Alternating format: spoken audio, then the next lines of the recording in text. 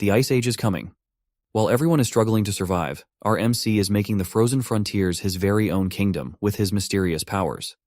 In the middle of an unrecognizable frozen city where every infrastructure has been completely shut down, every mode of transportation at a standstill, an urgent report is coming in that the Earth has finally entered a new ice age at a rapid pace.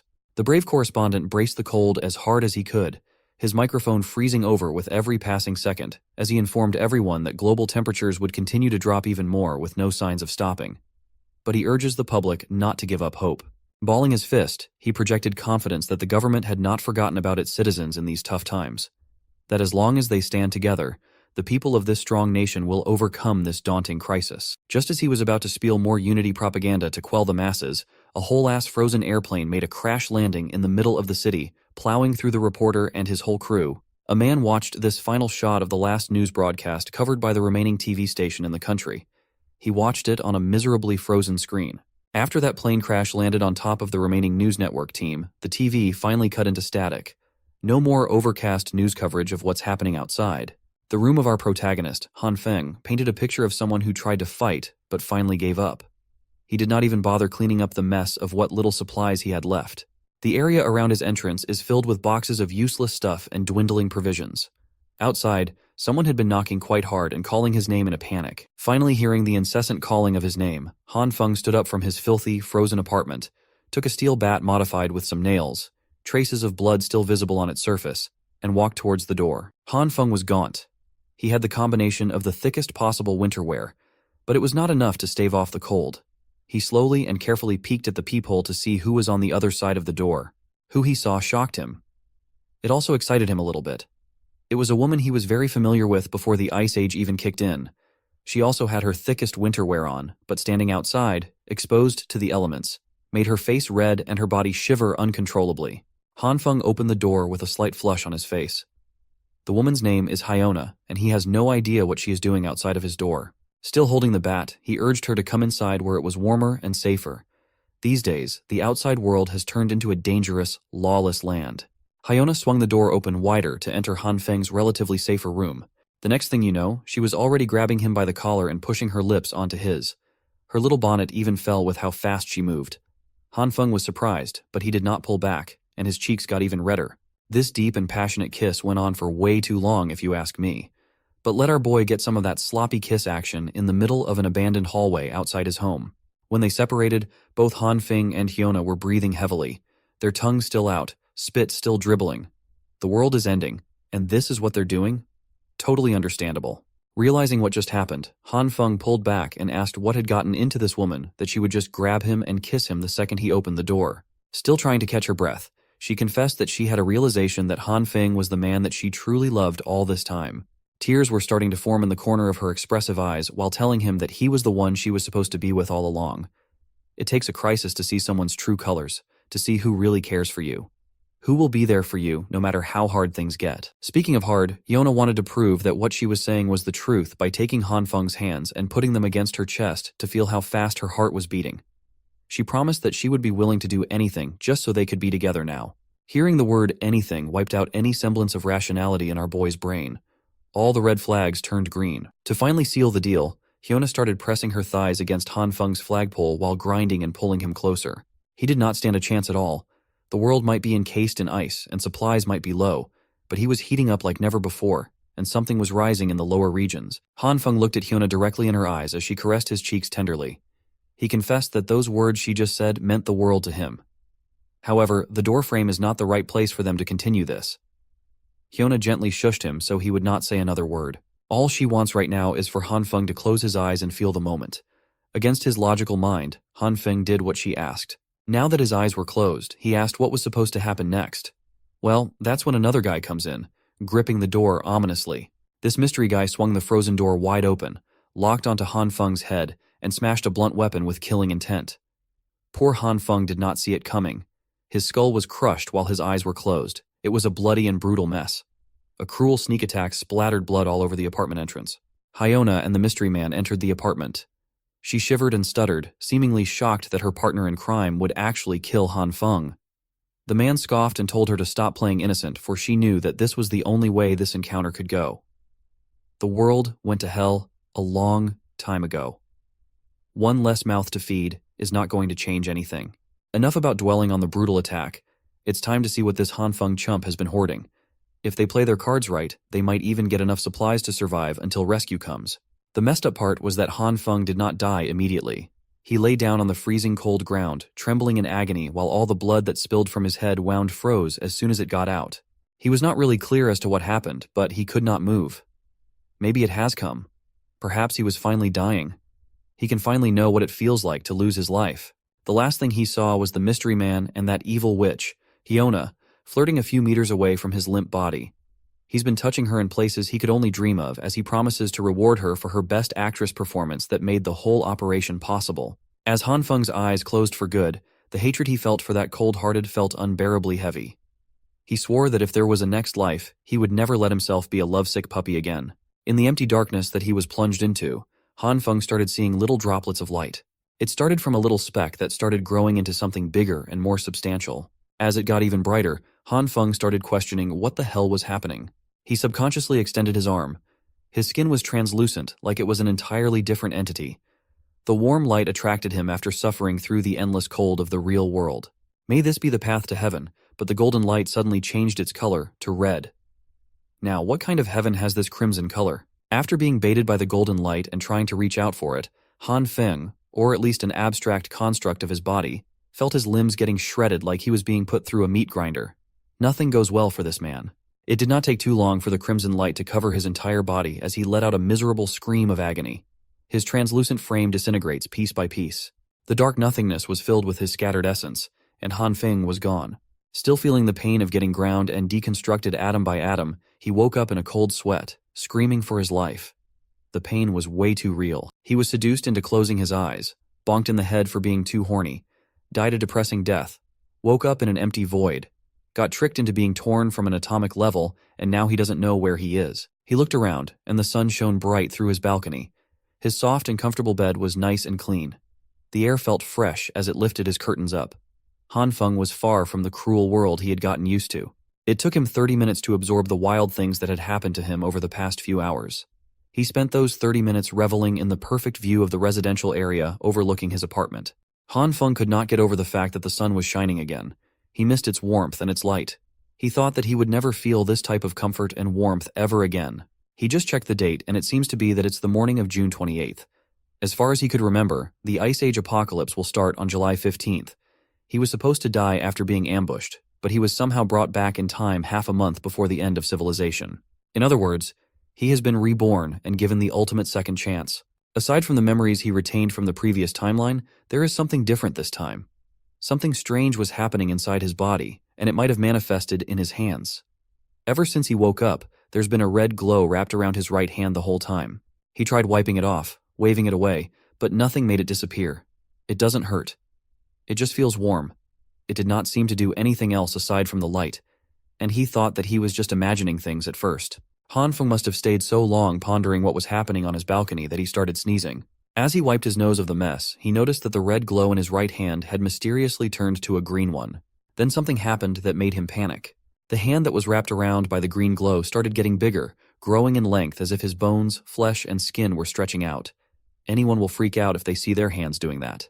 Afraid and confused, Hanfeng stormed into his room and slammed the balcony door shut as fast as he could. He managed to make it inside before anything more drastic happened. He was huffing and puffing for air, but the hand seemed to have turned back to normal. The green glow was still there, though, lingering and seemingly inexhaustible. Hanfeng looked at it helplessly. There were beams of light shooting out of his hand. How would modern science even justify or explain a mysterious phenomenon like this? After the lengthening incident outside, now it's shrinking very slowly.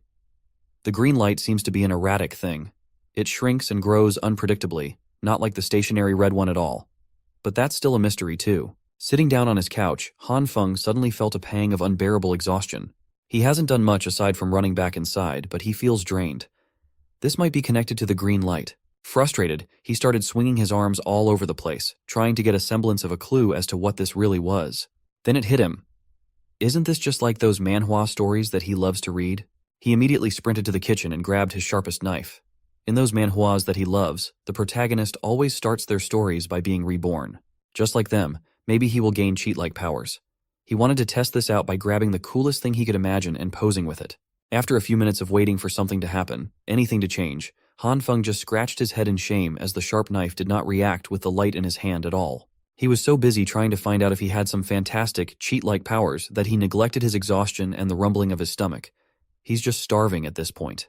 Unfortunately for him, the Hanfeng of the past, who's clueless about the coming apocalypse, is a lazy bastard who does not even have a single piece of edible food in his fridge.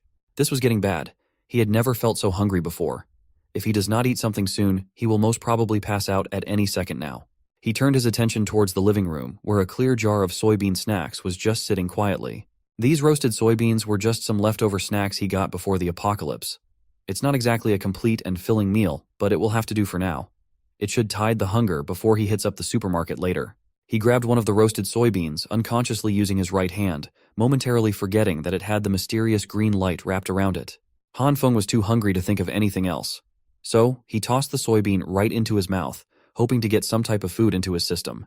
As soon as the bean hit his tongue, a smoky explosion occurred right in his face. The fog it created almost covered his entire upper body. Much to his surprise, he was now munching on a beanstalk. It looked as though the roasted soybean had sprouted inside his mouth. He could feel the roots on his tongue, and the stalk itself extended outward. He pulled it out, and the plant left an earthy taste in his mouth. Out of all the bizarre events he's been going through lately, this might be near the top. He was just about to snack on some roasted soybeans, and now this happens. Moreover, he does not feel tired anymore. It seems like that explosion on his face erased the hungry sensation he was feeling. Looking down at his right hand, the green light has vanished too.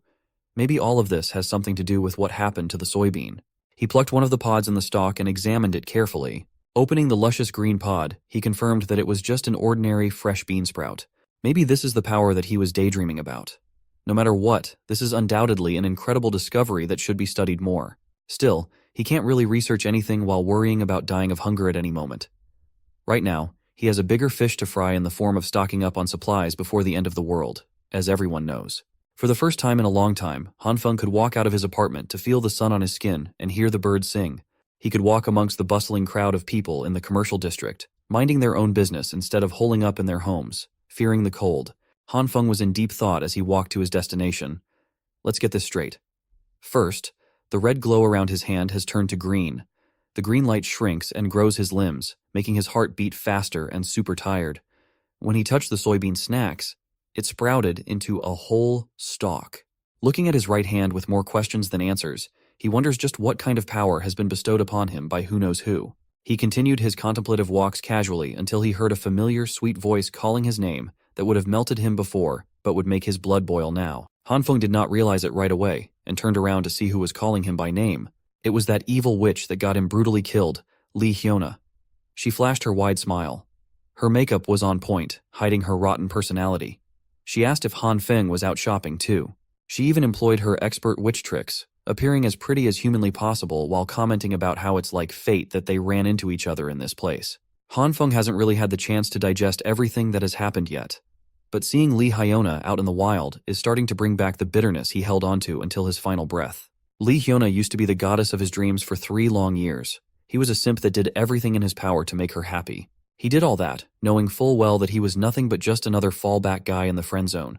No, he wasn't even in the friend zone. He was just a piggy bank. For all those years of devoting himself and his wallet to the wrong girl, he never would have thought that she would be the one that would get him killed. Before he could go out of control, Hanfeng pinched himself to stay grounded and calm. It took every bit of his willpower to do so. Thinking rationally now is not the time to take his revenge. Not yet, at least. First, he needs to take care of the supply problem unless he wants to be miserable and hungry in the Ice Age again. Hyiona walked closer and waved her hand around his eyes while asking what he was spacing out for. This has never happened before. It used to be that just hearing her voice would make the poor sap swoon. Hanfeng swallowed his hatred for the witch and faked a smile as he apologized for being speechless and for how especially beautiful she looked today. She was just so radiant that he got a bit lost in the moment. Now that's more like it. Hyiona coyly laughed and asked when he got so smooth with his lines like that. Her lips lifted to a slight and confident smirk, thinking that he got this boy eating at the palm of her hands. So, she went for the heart kill shot with the most adorable pose in her arsenal. Hyiona invited Hanfeng to go shopping together, but they had run into each other anyway. Now, there is a limit to how much time Hanfeng could face her without losing control of his rage. So, He just walked on and apologized that they wouldn't be doing any shopping together today. Hyiona was stunned. This was not how it was supposed to go down. She was supposed to get some free stuff from a pathetic simp. While walking in the other direction, Hanfong couldn't help but praise the girl's technique. But he won't fall for it. He won't be used as a personal ATM again. He's not that foolish anymore. So, he went straight to the spot where he could get everything he needed. Waldemar Shopping Plaza. This Waldemar in A City is the most extensive and most well-stocked supermarket in the eastern region. It's like Walmart. But that brand's copyrighted. Of course, when the Ice Age hits, this place will be cleaned out overnight. Back in the previous timeline, nobody ever found out just who did it and how. Hanfong had already started his shopping spree and filled up one cart with goods. He needs to stock up as much as possible before society crumbles under the sheer cold. He consulted some internet forums about some generic apocalypse survival guide, and it was surprisingly helpful. Scrolling through, he listed down the things he'd need, like food, winter clothes, medicine, daily necessities, fuel, tools, transportation, and even weapons. There's a lot to prepare, but he was so pumped to get some supplies that he forgot to take the more significant problem at hand. His personal wallet's current balance was a measly 15,000 yuan, equivalent to a little more than 2,000 USD. How was he supposed to secure a safe and comfortable life in the icy apocalypse with only this much? He's going to need a lot more cash for everything that he will need. At that moment, a message notification popped up on his phone. A notification that might be heaven's way of telling him to calm down. The message came from an organization called Money Jar Loans, congratulating him on his approved eligibility to take out a loan up to 168,000 yuan, or a little more than 23,000 USD. A light bulb dinged inside his mind. There was no need to panic when it came to funds. How could he forget that the convenience of technology had brought him an infinite money glitch? There are dozens of money lending apps that require minimal requirements to get a loan approved for those who are desperate for cash. They're incredibly predatory, but burying himself in debt doesn't matter, as he won't have to pay them back after the apocalypse goes into full swing. Out in the commercial district, some lady was angrily kicking an empty soda can on the curb. She's obviously upset about something. It turned out to be Hyiona. She looks like she is not in the best mood at all. Her eyes were full of toxic vitriol as today, one of her many simps dared to refuse to take her shopping when she got all dolled up to get spoiled. She was seriously pissed off that Hanfong would just take off like that without letting her deplete his bank account like a worthless leech. She started insulting the guy in her mind for being a pathetic loser who doesn't even own a car. Hyiona vowed never to be nice to that simp again. Her angry walk was interrupted by some loud honking coming from the car coming up on the road. Curious, she turned around to see what's up. It looked like a brand new truck straight out of the dealership. It was still shiny and premium looking. Hanfong was lowering the windows in the driver's seat. He just pulled up to greet Hyiona as he just happened to pass her by while she was doing a walk of shame along the commercial district. Seeing the new wheels, Hyona's vow to never be nice to Hanfong again has seemingly melted out of her mind. All she saw were brand new leather seats and the smell of cash. Hanfong hopped off. When asked if the car was his, he answered affirmatively, adding that he just got it earlier. She came up to the witch and made up some story about how his dad has been killing it in the United States, business-wise, so he got some cash to blow. He even added that he just got out of the airport after dropping off his old man. Hyona's face lit up. The only thing that could make that happen would be the possibility of striking it rich. So, she took a deep breath and put her game face on for Hanfong. This is the second time that she's doing this today. She looked to the ground and started trembling lightly. Knowing that Hanfong took his wealthy father to the airport today, she began apologizing for asking him to go shopping without knowing that he'd have a busy schedule. Then the waterworks came down.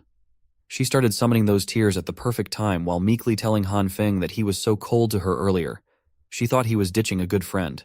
Hanfong smiled with satisfaction. This academy-worthy acting would have worked wonders with the previous him, but things are different now. He could see through it all.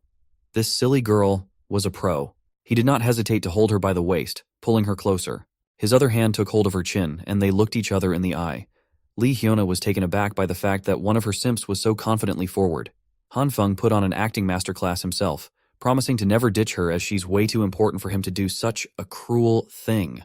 For a split second, there was an imperceptible twisted smile on her face, but she quickly wiped it off. Continuing with her sincere, sweet girl act, she brought out the big guns. Hyiona admitted that Hanfeng's pretty special in her life too. She even invited him to have lunch and watch a movie today so she could get to know him better. Just as she was about to ask for his answer, Hanfong was already gone like the wind. It was the perfect, unnoticeable escape. Hyiona was speechless. Her heartfelt confession was actually directed towards nothing but air. Hanfong was already tinkering with the piles of boxes in the back of his truck. He was playfully complaining about how he still has to carry so many things and how busy his schedule is. Clearly infuriated that her attack did not land, Hyiona tried her best to keep her sweet girl composure as she asked why he bought so much stuff. He replied that this much is nothing special. He just grabbed some things he likes. To torment the witch even further, Hanfong lied through his teeth and enthusiastically told her that he got a present for the lady too. Not wanting to overplay her hand, Hyiona waved goodbye as she walked in the direction of her home. She smiled and said that she was looking forward to that gift. As soon as she turned her back towards Hanfong, her supposed biggest simp, a sly smile appeared on her lips, proud of how she dealt with her piggy bank. On the other hand, Hanfong was just having fun messing with the witch. Knowing this woman, he knew that he couldn't let her find out about his little stockpile of supplies. All this stuff will be his ticket to surviving the apocalypse, after all. Hyiona will just have to wait for her turn. Once the world ends, Hanfong will make sure that she gets what's coming to her. That mystery guy who bashed him on the head too. His anxiety about the incoming inevitable collapse of society is starting to melt. Hanfong is actually starting to look forward to what's coming now. The next day came, June 29th. Again, July 15th will be D-Day. It will be the beginning of the end. First comes the heavy snow, then the temperature will drastically plummet down to negative 20 degrees Celsius at an alarming rate. Over the next month after that, temperatures will continue to gradually drop day by day, reaching lows of up to negative 70 degrees Celsius. At that point, the world would be encased in ice and snow completely, making it almost impossible to go outside. The first thing that Hanfong secured was his bountiful food supplies. Aside from the sheer volume of stock, he also needs everything packed and sealed securely. He can't let the neighbors sense that something's going on. They can't suspect that he's hoarding copious amounts of food. This was tiring work. Some of the sensitive supplies had to be moved at night when no one was around. Hanfong doesn't trust anyone enough to help, so he has to do it on his own. Once the apocalyptic ice age starts, the power grid will be extremely unstable. That's where his newest purchase shines. A heavy-duty generator plus enough fuel to keep it running for a whole year at the very least. With power secured, he now has to consider the fatal consequence of the building's heating system stopping. He had to call in some specialized contractors to modify his home for independent heating. Hanfong also ordered some reinforced doors and windows while he was at it. He needed a dedicated room to store all the supplies that he had hoarded, so he used an empty bedroom for all the essentials. By the time he finished preparing everything listed in his little notebook of survival, it was already July 14th. Just one more day before the temperature plummets and everything descends to chaos. Next up on his list is the main event that he's been postponing out of uncertainty all this time. It is time to buckle down and actually study his mysterious ability. Hanfong made a home-cooked meal for dinner while pondering his survival in the incoming Ice Age apocalypse. When things get hard, relying solely on the supplies he has accumulated won't be enough. But he has a possible answer to this problem. His power to manipulate plants in some mystical way might be his only hope for a sustainable future. The meal he cooked featured soybeans as its main ingredient. That's right, the same beans he conjured from a single roasted snack using his ability. He racked his brain and tried so many gestures and possible triggers, but the lights hadn't come out yet. The activation is so random that finding the right trigger is nearly impossible. For now, it is time for a risky taste test. He needs to make sure the food conjured by his abilities is edible. Who knew that trying some beans would be so nerve-wracking? Hanfong got through half the plate of his beans with no apparent problems at all. Even the soy milk passed the taste and safety test. While chewing on his lunch, the confirmation that his ability could provide edible food was game-changing. At least this proved that he has the ability to theoretically spawn food. The next step is the harder and more trial-and-error-based one. He needs to figure out how to actually use the red and green lights and make them appear according to his will. So far, he has only tried it on soybeans, but what would happen if he could use it on other things? Opening his newly stocked fridge, Hanfong steeled his resolve to experiment and see if his ability would work with other plants too. The testing period stretched from midday until the sun was about to set. Hanfong did not know that as he passed out in the middle of experimentation. As he slowly opened his eyes, he noticed that he was gripping something tightly in his right hand. A green vegetable of some kind. A massive broccoli. Slowly getting up from the floor, he could not be bothered by the absolute mess that was in his kitchen, as the pain in his head was hellish. It felt like something was pounding from inside his skull. He has to take note of this sensation in the future. This power of his takes a severe toll on the mind and the body, and it cannot be used without restrictions unless he wants to pass out and wake up with a migraine every day. After getting up, he immediately got a spoonful of his beans to refuel again. He might have pushed himself to the limit today, but at least he learned something vital about this mysterious ability of his. A few hours ago, before he blacked out, he neatly arranged a diverse selection of produce on the kitchen floor. He tried using his power on a bunch of them after he managed to activate the green light. Some root crops like potatoes did not react to his green light at all for some unknown reason. But not all of them were duds. Some of the crops grew from the seeds into full-blown plants like the soybean stalks. Wheat was one of those. And some neither stayed the same nor grew into full-blown crops. They just exploded in his hands like mini-bombs. It was a frightening experience that caught Hanfong off guard. After those explosions, the plants would turn into a substance that looked like coal but was very light. This development was certainly outside of his expectations. Thankfully, he could find some decent use for these inedible black substances. They are used to heat the space like coal when put together in a container and lit up. Coming from a future where heat was a luxury, Hanfong would gladly take these little balls of warmth.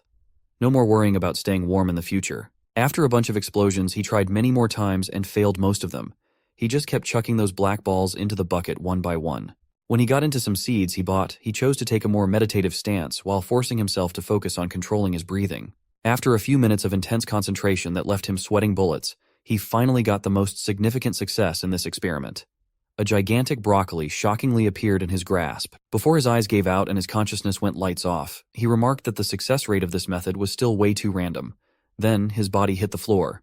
Thankfully, he was sitting on the tiles already, so the fall wasn't too bad. Now he's awake, and his belly is full of beans. He played around with the broccoli while thinking long and hard and still failing to find any patterns to this ability. But he can't give up. There has to be some kind of principle behind how this ability works. There are still too many unknowns, but he made some decent progress today. At least now he has some understanding of the activating conditions of the lights. Who would have thought that the key to activating the bizarre skill lies in his very own consciousness? All he has to do is enter a meditative trance. His method involves imagining himself out in nature in his bare form, free from the constraints of human civilization. In other words, buck naked. In his mind palace, he walks on the ground with bare feet, his soles making direct contact with the soil where life grows. Sunlight kisses his skin as all life around him harmonizes. Just like Adam in the Garden of Eden, his body and mind are both part of the natural world, a peaceful resonance of all that has life. Once he enters that state of mind, he slowly opens his eyes and a familiar green glow appears once again. This ability of his is directly connected to his consciousness. Working from that concept, he could freely call on the green light. Now that he's done with all the plant samples with a low success rate, it's time to move on to a different type of specimen. The target of the second experiment would be all kinds of meats this time around. So he slowly brought his right hand wrapped with the green light towards a juicy slab of meat. He already half expected it, but it's still disappointing that there were no reactions at all. Maybe the green light only works on plants. Thinking that the gentle approach might not be effective, Hanfeng grabbed his meat and squeezed hard while praying that his right hand would work its magic. After a few minutes, he had to accept that nothing would happen. You could see the defeat and dejection in his tired eyes. That was when he thought of the sensation he felt while meditating. In a trance, he could sense two distinct colors, the red and green lights. Throughout the experiments, he hasn't tried using the red one yet. Grasping the primary trigger function of his ability, he only has to concentrate on bringing that red light out of his consciousness. While still holding the meat, he closed his eyes and tried to reach for the other ability lying dormant inside his system. After a little while, a spark of red light finally made an appearance on his right hand. With that initial spark, the glow swiftly wrapped around his hand. Surprisingly, it also wrapped around the piece of meat. It looked like it was creating some sort of bubbling reaction at the meat's surface. A few seconds of intense concentration later, Hanfeng opened his eyes to a putrid pile of hardened dark red sludge that looked like it came right out of hell as the red light subsided. He immediately threw that vile thing on the ground out of sheer disgust. You would undoubtedly do that too, in his position. Realizing that this disfigured sludge might provide some valuable insights, Hanfeng crouched on the ground to observe it. He poked the thing, and it was a little squishy. So, this is how meats would react to the red light. It might look revolting, but the texture and overall feel point towards the possibility that the meat got cooked or something. Was this really all the red light can do? Heat things up? Stoves and pans could do the same thing, and they could produce more appetizing meals than whatever the hell this is. Hanfeng refuses to believe that's all there is to it. Upon using his consciousness to trigger his abilities a fair bit amount, he could understand his capabilities on a deeper level. If he were to describe the red light sensation, it would be like a disintegration process. His next meat experiment looked a lot better than the first one. But if that's the case, understanding the underlying concepts of these two lights might be easier than he initially thought. He grabbed a bunch of soybeans from his bean pile and gripped them hard in his right hand. In his left hand was the red light and the cooked up meat. If the green light represents the evolution of matter, then the red light is the opposite, which would be disintegration. Since he's already testing out some confusing concepts, what would happen if he combined the green light grasping beans and the red light grasping meat? The result was an even bigger reaction than he was expecting. The combination produced a bright, blinding light between his hands. When the lights died down, it was revealed that his meat got a lot bigger as a result. The meat had been supersized, but where did the soybeans in his right hand go? Could it be that the two subjects merged together, producing this giant slab? Hanfong meticulously inspected the big meat. No matter how you look at it, it's undeniably incredible. It looks, feels, and smells exactly like real meat, but even fresher somehow.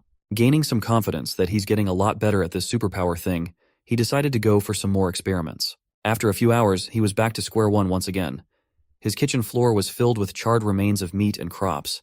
He frustratedly threw a tantrum, and everything he tried failed miserably.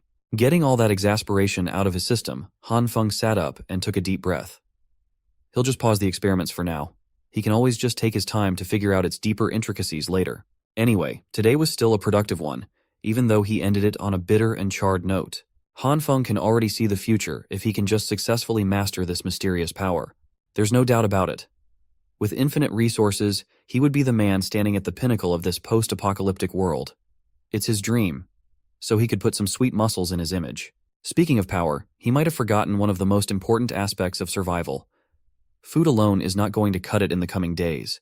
He will be completely vulnerable with all this loot if he doesn't have a decent weapon to defend himself. He swiftly took the various crops littered around his floor. He has to hurry and find himself a weapon before the temperature goes on a nosedive. Looking out the window, it seems like the initial stages of the apocalypse have already started. Snow is beginning to fall from the skies. It's here. The public might think this is just a typical snowy evening, but it's not. Just like the previous timeline, it really is happening. The collapse of modern civilization is commencing. Heading outside, Hanfong fears that the temperatures will drop to 45 below within the week. He needs a gun, and fast. But buying a gun in this country is illegal, and he doesn't exactly have any connections to the criminal world. That's when he overheard a scandalous man yelling and boasting that he's a construction guy with millions riding on every project. The dude was bragging to a passerby that he knows the infamous Lao Wang from the Shigang Lida group. They're so close. They're practically brothers. Hanfong thinks he's seen this thug before. A dumbass with an exaggerated fashion style, blinged out with jewelry of questionable authenticity and over-the-top streetwear. A guy who offers everyone cigarettes for some reason. Around this area, people refer to this bleached-haired, cigarette-loving thug as Homeless Joe. Homeless Joe's real name is Li Ziyi. He likes it when people call him Brother Li, and he lives in Hanfeng's neighborhood. He's reputed to be in charge of contracting projects and knows everyone around the area. If you offer him some cigs, he won't accept any other brands as he only smokes Huazi. Other brands make him cough. He's always helping his big brother with projects and looks forward to going to saunas. In reality, this bum does not have a proper job, but he always acts so busy. You often see him walking around while on a call, shouting out deals worth 20 million or 10 million as if he wants everyone to hear how successful he is. The guy is a deadbeat, but Hanfong can see that maybe Homeless Joe has the necessary connections to get what he so badly needs. So, he approached the thug, referring to him as Brother Li and saying that it's been a long time since they have seen each other. Hanfong waved with an awkward smile as he was uncertain how this guy would respond. Brother Li annoyedly asked if they knew each other as he walked closer. Being younger than Li, he introduced himself as Xiao Han, kind of like saying little bro. He swore that they'd met a while ago, so I must have forgotten. The thug complained that he's been swamped with work lately, so he can't be blamed for his bad memory.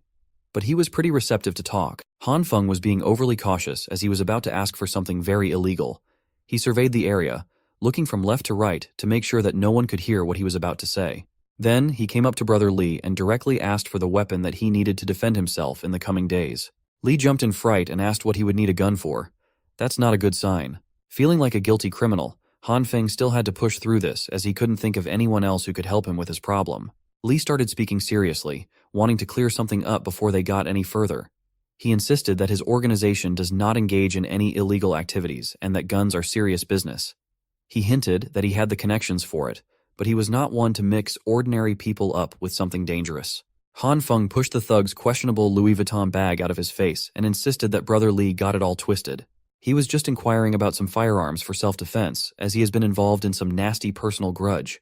And so, Hanfeng started lying his ass off with a story that he was making up as he spoke. According to him, one day while riding his bike to work like usual, he ran into an old man who was just spitting everywhere on the bike line. It was so gross, and to make matters worse, the wind carried one of those disgusting globs of spit right into Hanfeng's face when he was just minding his own business. Angered by the revolting old man, Hanfeng threw his bike to the side and confronted the old man. What did the bastard do, you ask? The asshole decided to spit on him again while he was airing out his grievance. He could not take it anymore and brought down some street justice on the disgusting old man. He gave the guy a good old beating in the middle of the road, with everyone watching on the sidelines. As the old man left with his clothes tattered and his face messed up, the bastard swore that he would get back at Hanfong for this humiliation. The very next day, that old man was patched up and waiting for Hanfong on the usual bike route. This time, he had some goons with him.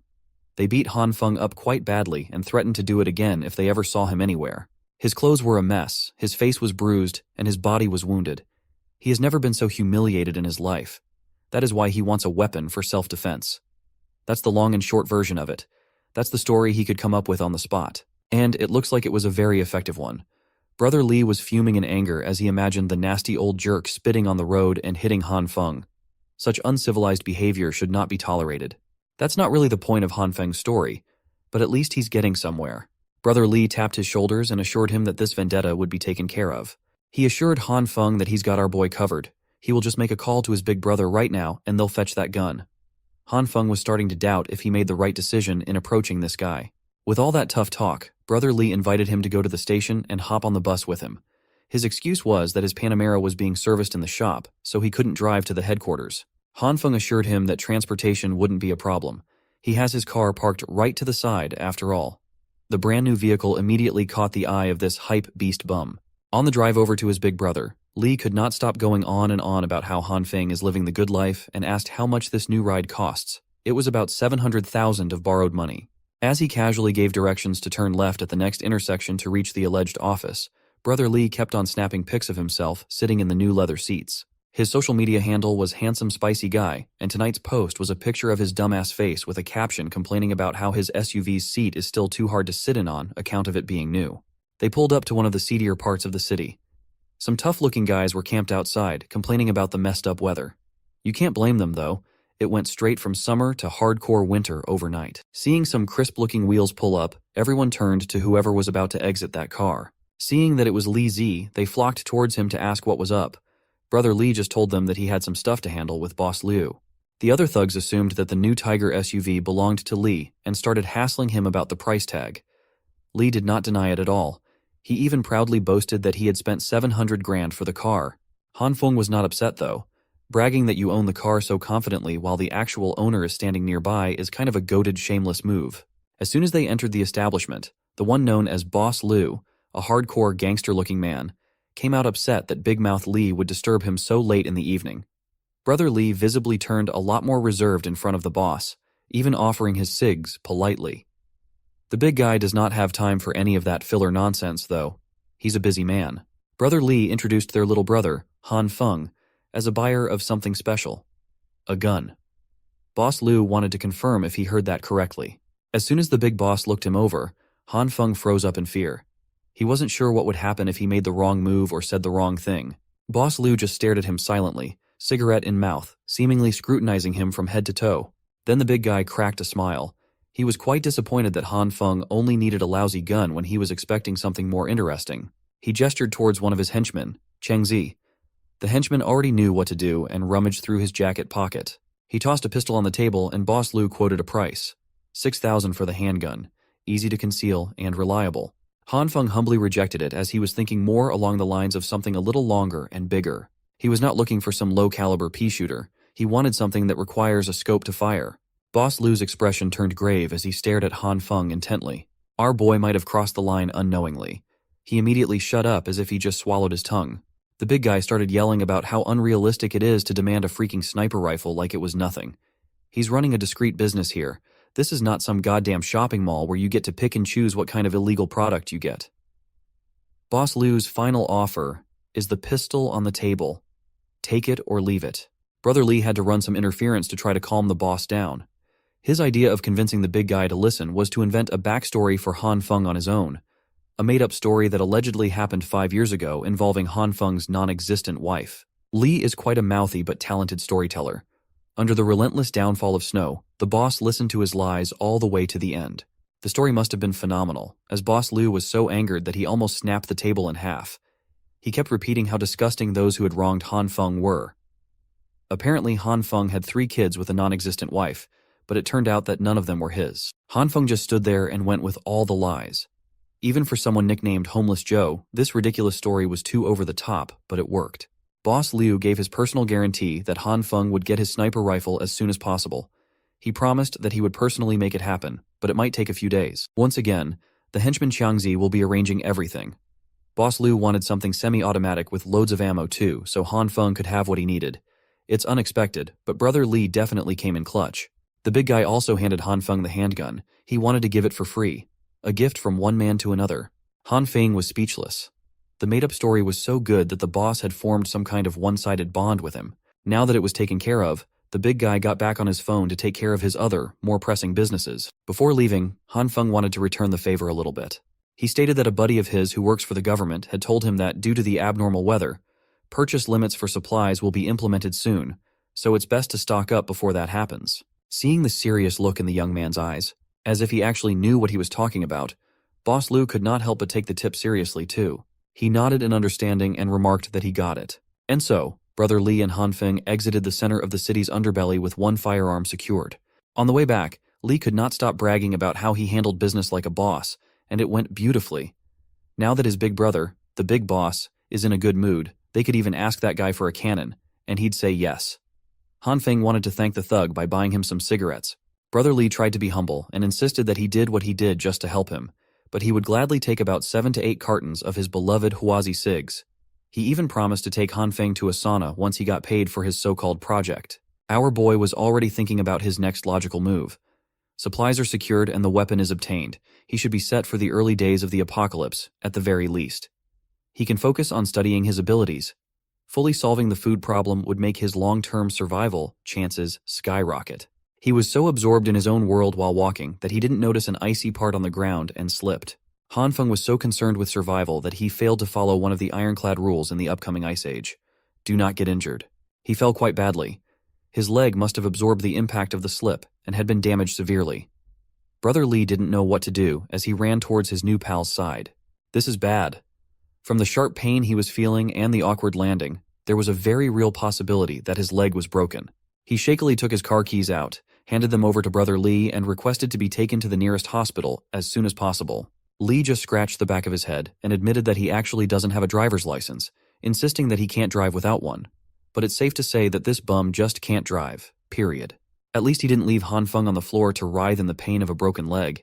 He offered his shoulders to lift Hanfeng up, but he struggled hard to do so. Both of them wouldn't make it to the hospital alive at this rate, so Hanfeng just called a taxi that he had to pay for since Li is a broke bastard. Even the hospital, an essential establishment, was starting to freeze over under the intensifying blizzard. In the nurse's office, someone named Jian was left to take care of the night shift on this whiteout night. The snow was getting heavier, and the roads were starting to get buried deep. Head nurse Jian had only just started her night shift, but calls coming from the hall were already flooding in as the emergency section was severely short-staffed. The pretty nurse had no other choice but to step up. Upon getting an x-ray in the hospital, it was confirmed that he had really broken his leg. The doctor explained that there was a stable fracture on his right tibia. It would be easy to set, but he'd need to stay for an hour of observation before going home with his meds. This accident could not have happened at a worse time. It just had to occur before the apocalypse went into full swing. While looking at his x-ray results, Hanfeng regretted being so careless. Brother Li accompanied him for most of the process, but the dude had to leave as he apparently had a few deals to handle. He's a real one though, and he even left his number in case Hanfeng needed anything else. Now that he was alone in the hospital lobby, Hanfeng sighed heavily. He wondered how he could make such a stupid mistake at such a crucial time. Looking at the chaos around him was stressful. The hospital quickly overflowed with patients, victims of accidents caused by the sudden blizzard and quickly plummeting temperatures. Emergency beds lined the hallways as a grim testament to the worsening conditions outside. As for him personally, he just wanted to get his meds and leave this place as fast as possible before the roads closed for good. Thankfully, his idle time would not be boring as a goddess had just walked right in front of him. Head nurse Jian had come to bolster the understaffed emergency room. The first bed she checked had a patient with heavy wounds. Next on her rotation was bed 5, where a patient's wounds had just been cleaned. Thankfully, the vitals were stable. Bed 5 just needed another dose of glucose in 10 minutes. She advised the attending nurse that if the patient's heart rate dropped below 80, epinephrine must be administered immediately. Throughout the rounds of the head nurse, Hanfeng could not take his eyes off her. She was just amazing. Being a head nurse at such a young age, she must be a generational talent. On top of that, he saw how she dealt with all kinds of patients. She was kind and incredibly skilled. She looked like a radiant being in the middle of a hopeless place. Moreover, she was incredibly beautiful. She was working the hectic night shift, but her smile never faltered. She was basically an angel. He was so enamored that his eyes accidentally traveled to some ungentlemanly areas. Hanfong immediately averted his gaze out of respect. But head nurse Jian was just way too unaware of her surroundings. A real airhead. Suddenly, the old man sitting beside him started calling the attention of the pretty head nurse. She was not really required to tend to the patients outside of her rounds, but she still took the call with a smile. Head nurse Jian politely apologized to the old man and asked if she could come back a bit later to help, as she still needed to provide urgent care to some patients to cover for the staff shortage.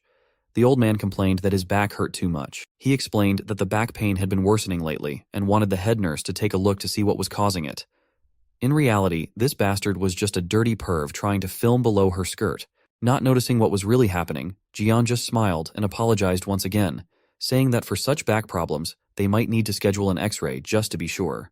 The old perv started getting pushy, urging her to just take a quick look as he pointed to where it hurt. The bastard even got up from his seat to touch the angelic nurse inappropriately. Being the airhead that she usually was, Jian just laughed as she was naturally ticklish. For back problems, it's really advisable to wait for the resident physician's exam. The perv started pushing it, his hand crawling even lower from her waist. This disgusting act would have continued longer if something or someone had not made it stop. A freaking flying crutch forcefully smashed against the old perv, giving him some real back pain and knocking the phone away from his hands. Ever the kind-hearted healthcare worker, Jian wanted to check if the old man was all right. Thankfully, Hanfong came to her rescue, humbly apologizing for his crutch flying to the side as this was the first time he was using one. He bent over and went straight for the old perv's phone while blatantly questioning if it was broken or not. Just as he was about to touch it, the perv started sweating nervously and screaming at him to stay away from the phone. Hanfong did not listen. He walked all the way to the side of the room, got his bandage all messed up, and wouldn't let this freaking lecher get away with doing something so disgusting. As soon as he opened the phone, his suspicions were proven right. He looked at the creep directly in the eyes. If looks could kill, the geezer would have died by now. The proof was already there on the home screen. This perv had some nerve filming up a hard-working nurse's skirt and even assaulting her. There's no good reason why Hanfong shouldn't call security and have them escort the bastard to a jail cell where criminals love putting pervs in their place. Hanfong would be keeping the phone, and the next time he saw this old creep again, he threatened to ruin his miserable and revolting life. The old bastard knew he had no other choice but to flee and never show himself near this place again, and it infuriated him. The first chance he got up from that hospital floor and bolted out of the door like his life depended on it. Meanwhile, head nurse Jian was just confused as to how someone complaining about severe back pain could run so fast. Hanfong was shocked to see a first-hand display of the most comically naive person he had ever met. He decided to show her what the old fart was doing with the phone, filming up her skirt. Based on her reaction, she really did not notice anything wrong going on. Hanfong handed her the phone with the video footage so she could decide whether to wipe it or call the cops on the owner. He also reminded her to be more careful, so people like that perv wouldn't take advantage of her kindness. She smiled with the brightness of 1,000 stars and then asked if Hanfeng's leg was supposed to be injured. The adrenaline from catching that old perv in the act must have numbed the pain from his broken leg, but now that it was dealt with, the pain came rushing back in and he screamed in agony. Thankfully, head nurse Jian was an expert when it came to mending these types of injuries and quickly set the casting back in place. She looked at him and asked if it still hurt. Hanfong thanked her for dealing with his broken leg, and now it didn't hurt at all. At that moment, it was as if only the two of them existed in the crowded room. Jian returned the gratitude as she promised to never let such bad guys get away with messing with her anymore. She would punch them really well from now on. Hanfong just wanted her to be more aware of her surroundings. Seeing as she was letting his broken leg and feet touch her front pillows, it seemed like she had not learned anything at all. She was still as clueless and unaware as ever. While Hanfeng's head was in the clouds, another nurse called for Jian as her help was needed on the emergency beds. Before going back to her rounds, the angelic head nurse reminded him not to forget to come back in a week to get his leg checked again. Hanfong promised that he would, but making any plans a week from now was unrealistic. He just smiled, helplessly, for only he knew what was really going on in the world. He took the crutch that he smashed against the old perv and limped his way out of the hospital. Hanfong just accepted the fact that he wouldn't be able to see her ever again. The next day came, and the blizzard had not stopped. It had gotten even stronger instead. It had essentially frozen all infrastructure and services, making just going outside a dangerous challenge. On the morning news, emergency weather reports kept coming in about how, within the next 24 hours, all regions of the country would be experiencing heavy snowfall and a sharp drop in temperatures. Bizarre reports from overseas correspondents showed that temperatures were plummeting in every corner of the world. Dubai, Egypt, the Amazon basin, and places that should not be experiencing this type of phenomenon were seeing their land masses buried in thick blankets of snow. The nation's experts, along with specialists from 46 other countries, were rushing to the United Nations to discuss the cause of the anomalous weather. Every network kept echoing that the experts said this severe cold snap wouldn't last too long. They always ended their news reports with a public service announcement to pay attention to disaster warnings and follow arrangements made by the local government. They kept reminding citizens to remain calm, avoid spreading or believing in unfounded rumors, and refrain from hoarding supplies and panic buying, as the disaster would soon pass. Warm, cozy, and sipping wine inside his decked-out home, Hanfong clicked his tongue. The government and media just kept lying through their teeth, feeding the public BS to maintain order. If he hadn't died and come back to life already, he might even believe them. But this time was different. He was well prepared for everything that was about to come. Supplies were fully stocked, the house was reinforced, and the heating system was working flawlessly. He had been so well prepared that there was nothing to worry about for the immediate future. His phone started buzzing incessantly with messages from the Happy Housing Complex residents group chat, discussing the weird weather and how the snow was already making the roads unusable. Everyone was clearly clueless about what was happening, but not the member nicknamed Mysterious Person. Whoever this was demanded everyone's attention to inform them that the snowstorm wasn't caused by normal weather patterns, but by something within the Earth itself. Mysterious Person proclaimed that everyone should heed his words as the Ice Age apocalypse was about to begin. No one was more shocked after reading those messages than Hanfong. Who the hell is this mysterious person, and how do they know anything about the apocalypse? I guess we'll only find out if you like and subscribe. After seeing the enigmatic messages from the mysterious person in the housing complex group chat, Hanfong made a mental note to be mindful of this guy. Meanwhile, the rest of the residents were complaining and demanding the property management team do something about the snow buildup. Most of them were starting to run out of supplies and were worried that the supermarkets would be emptied out. At this point in time, the Happy Housing Complex residents group chat was like an amusement park hinging on a very delicate balance. Most tenants were putting pressure on the property agents to get out and give them an explanation for why they couldn't restock essentials due to the inaccessibility of roads. The property management team was not even at fault here, but they still apologized for not being able to take any steps on account of the raging disaster. An admission of incapability made the tenants even more aggressive. Thinking that the management was useless, they demanded that the team refund their fees. Hanfeng was in the middle of this heated discussion. He knew that this was a completely meaningless fight, as the snowstorm wasn't something humans could deal with. Thankfully, another person stood out from the crowd. His voice to stop the fighting pierced through the loud chaos. It was the glasses-wearing owner of Unit 611-1204. He explained that with the snowstorm being so heavy, clearing it out would be useless as it would build up again after a few hours. So, instead of fighting, maybe everyone could help clear it out. If they had done that, instead of bickering, they would have been able to go out long ago. He added that the property management team was just humans. They were also helpless in front of an abnormal natural disaster. He asked the tenants if they were just looking for someone to take their frustrations out on. The angry mob immediately turned on him for lecturing them about decency. They even accused the Glasses guy of being one of the useless members of the property management team. Glasses cleared up that he was not speaking on behalf of the property management team. He was just speaking objectively and realistically. Pushing management into a corner would be meaningless and would only prolong the problem. It wouldn't get them the result everyone desired. Now that he put it like that, the people turned to Glasses for the next move. He asserted that with the current conditions, driving a car to the supermarket would be impossible. Even if they cleared the neighborhood snow, the main roads outside might be unusable. He suggested clearing footpaths and walking over for supply runs. Hanfeng couldn't quite put a finger on it, but he seemed to have some recollection of this Glasses guy, owner Zhang. In the previous life, he was a very lively person. You could see his charisma working on the group chat. Some of the tenants agreed with Zhang's suggestions, thinking that they shouldn't complicate the matter. Those who wanted to go out should clear the roads. Those who didn't should just shut up. Fighting and acting immaturely in the chat for half a day just to clear some snow was very annoying. Once everyone realized that what they were doing was cringe, the GC finally quieted down. Another person stepped up to volunteer in the clearing operation. He said he needed to hit the roads to go to his brother to discuss business worth a few million. Hanfeng might not have seen a profile picture or a voice message, but that guy's manner of speaking seemed very similar to that of some gangster he knew. As soon as the first volunteer stepped up, more and more people raised their hands to join the operation, as most of them were running out of food. There was even a dazzling young lady who would brave the snowstorm, even though she was a little weaker than an average person. As for that witch, Hyiona claimed that she had the flu over the past 2 days, but she would still love to go down and help with the neighborhood. Hanfeng was unimpressed, to say the least. He might be the only one who could see through the good girl act. Most of the men in this neighborhood knew her and would fawn over her.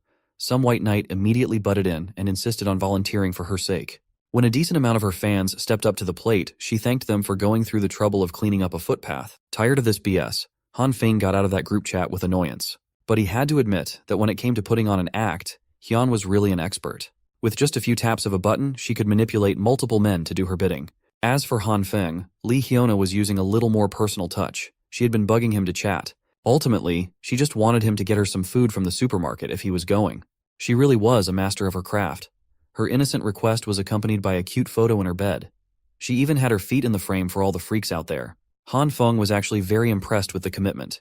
In these catastrophic weather conditions, the witch was still wearing so little to try and seduce him. She could really turn a lot of men into errand boys with that. Now was the fun part. Hanfong could reply to her advances however he wanted. Well, whatever he sent back must have been some awful crap, as Hyiona tossed her phone and stepped on it hard in anger and annoyance as soon as she saw it. Today would make it the third official day since the snowfall started. The temperature had reached -20. This could be regarded as the early stage of the apocalypse, a time when most buildings of decent quality still had central heating systems running. They still had the internet, and everyone was still going on with their daily lives as usual. They just needed to stay inside, just like COVID times. Hanfong had been scrolling through videos and TikToks to pass his time as well. Based on his page, it looked like we had a certified man of culture. It had only been a few days, and he was already getting bored with the mindless indoor activities.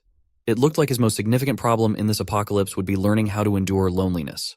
It also didn't help that his leg was a broken mess. A broken bone would need at least a few months to completely recover.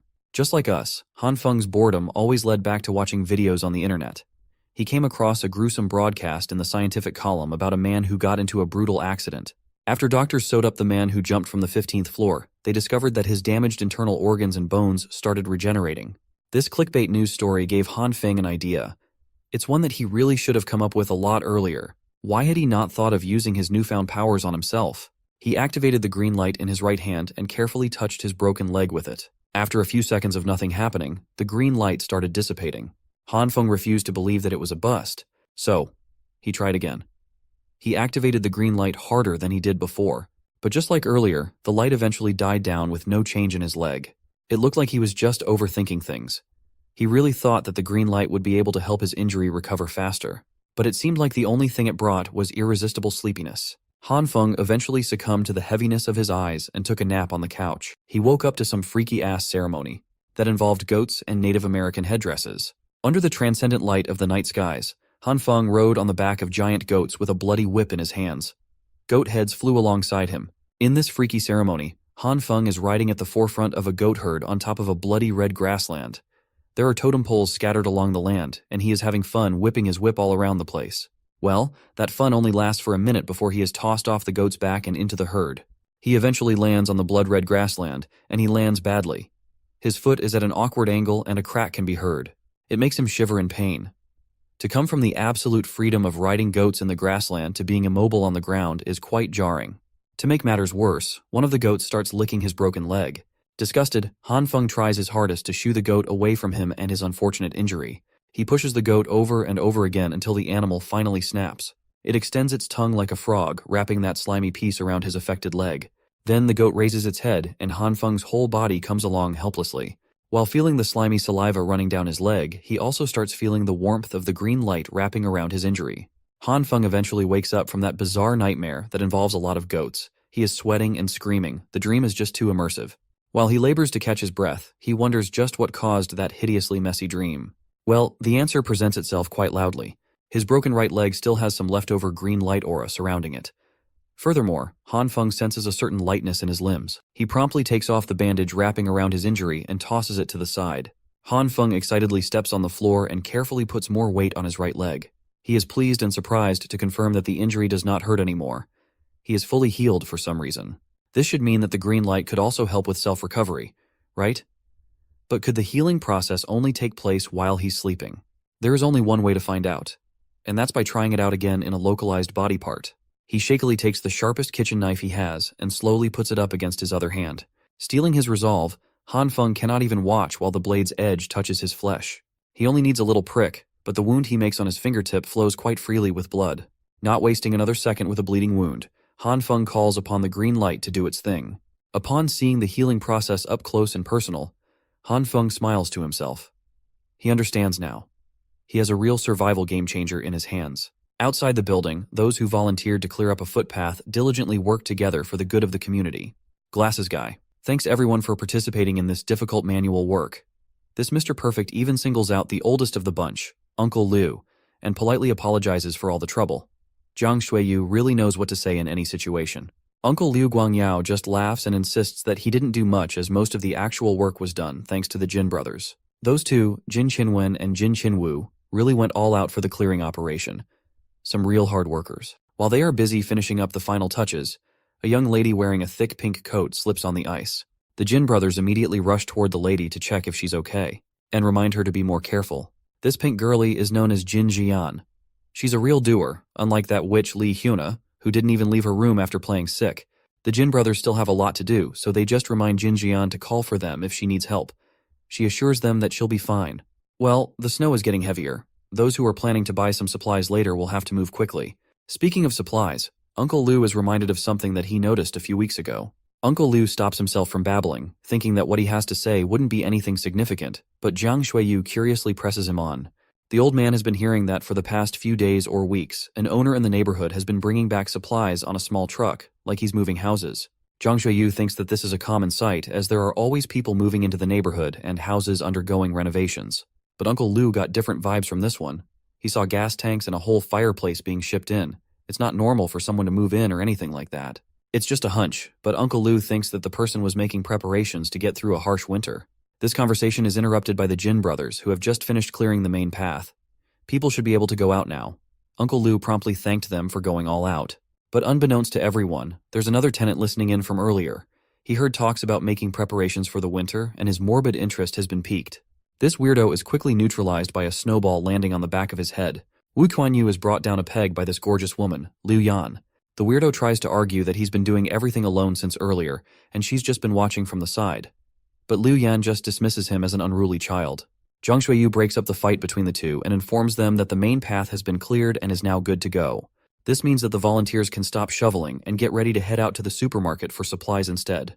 Looking at their shopping list, it seems like the Jin brothers have a lot to buy. They even want to buy some for their mom, thinking that she's going to need it.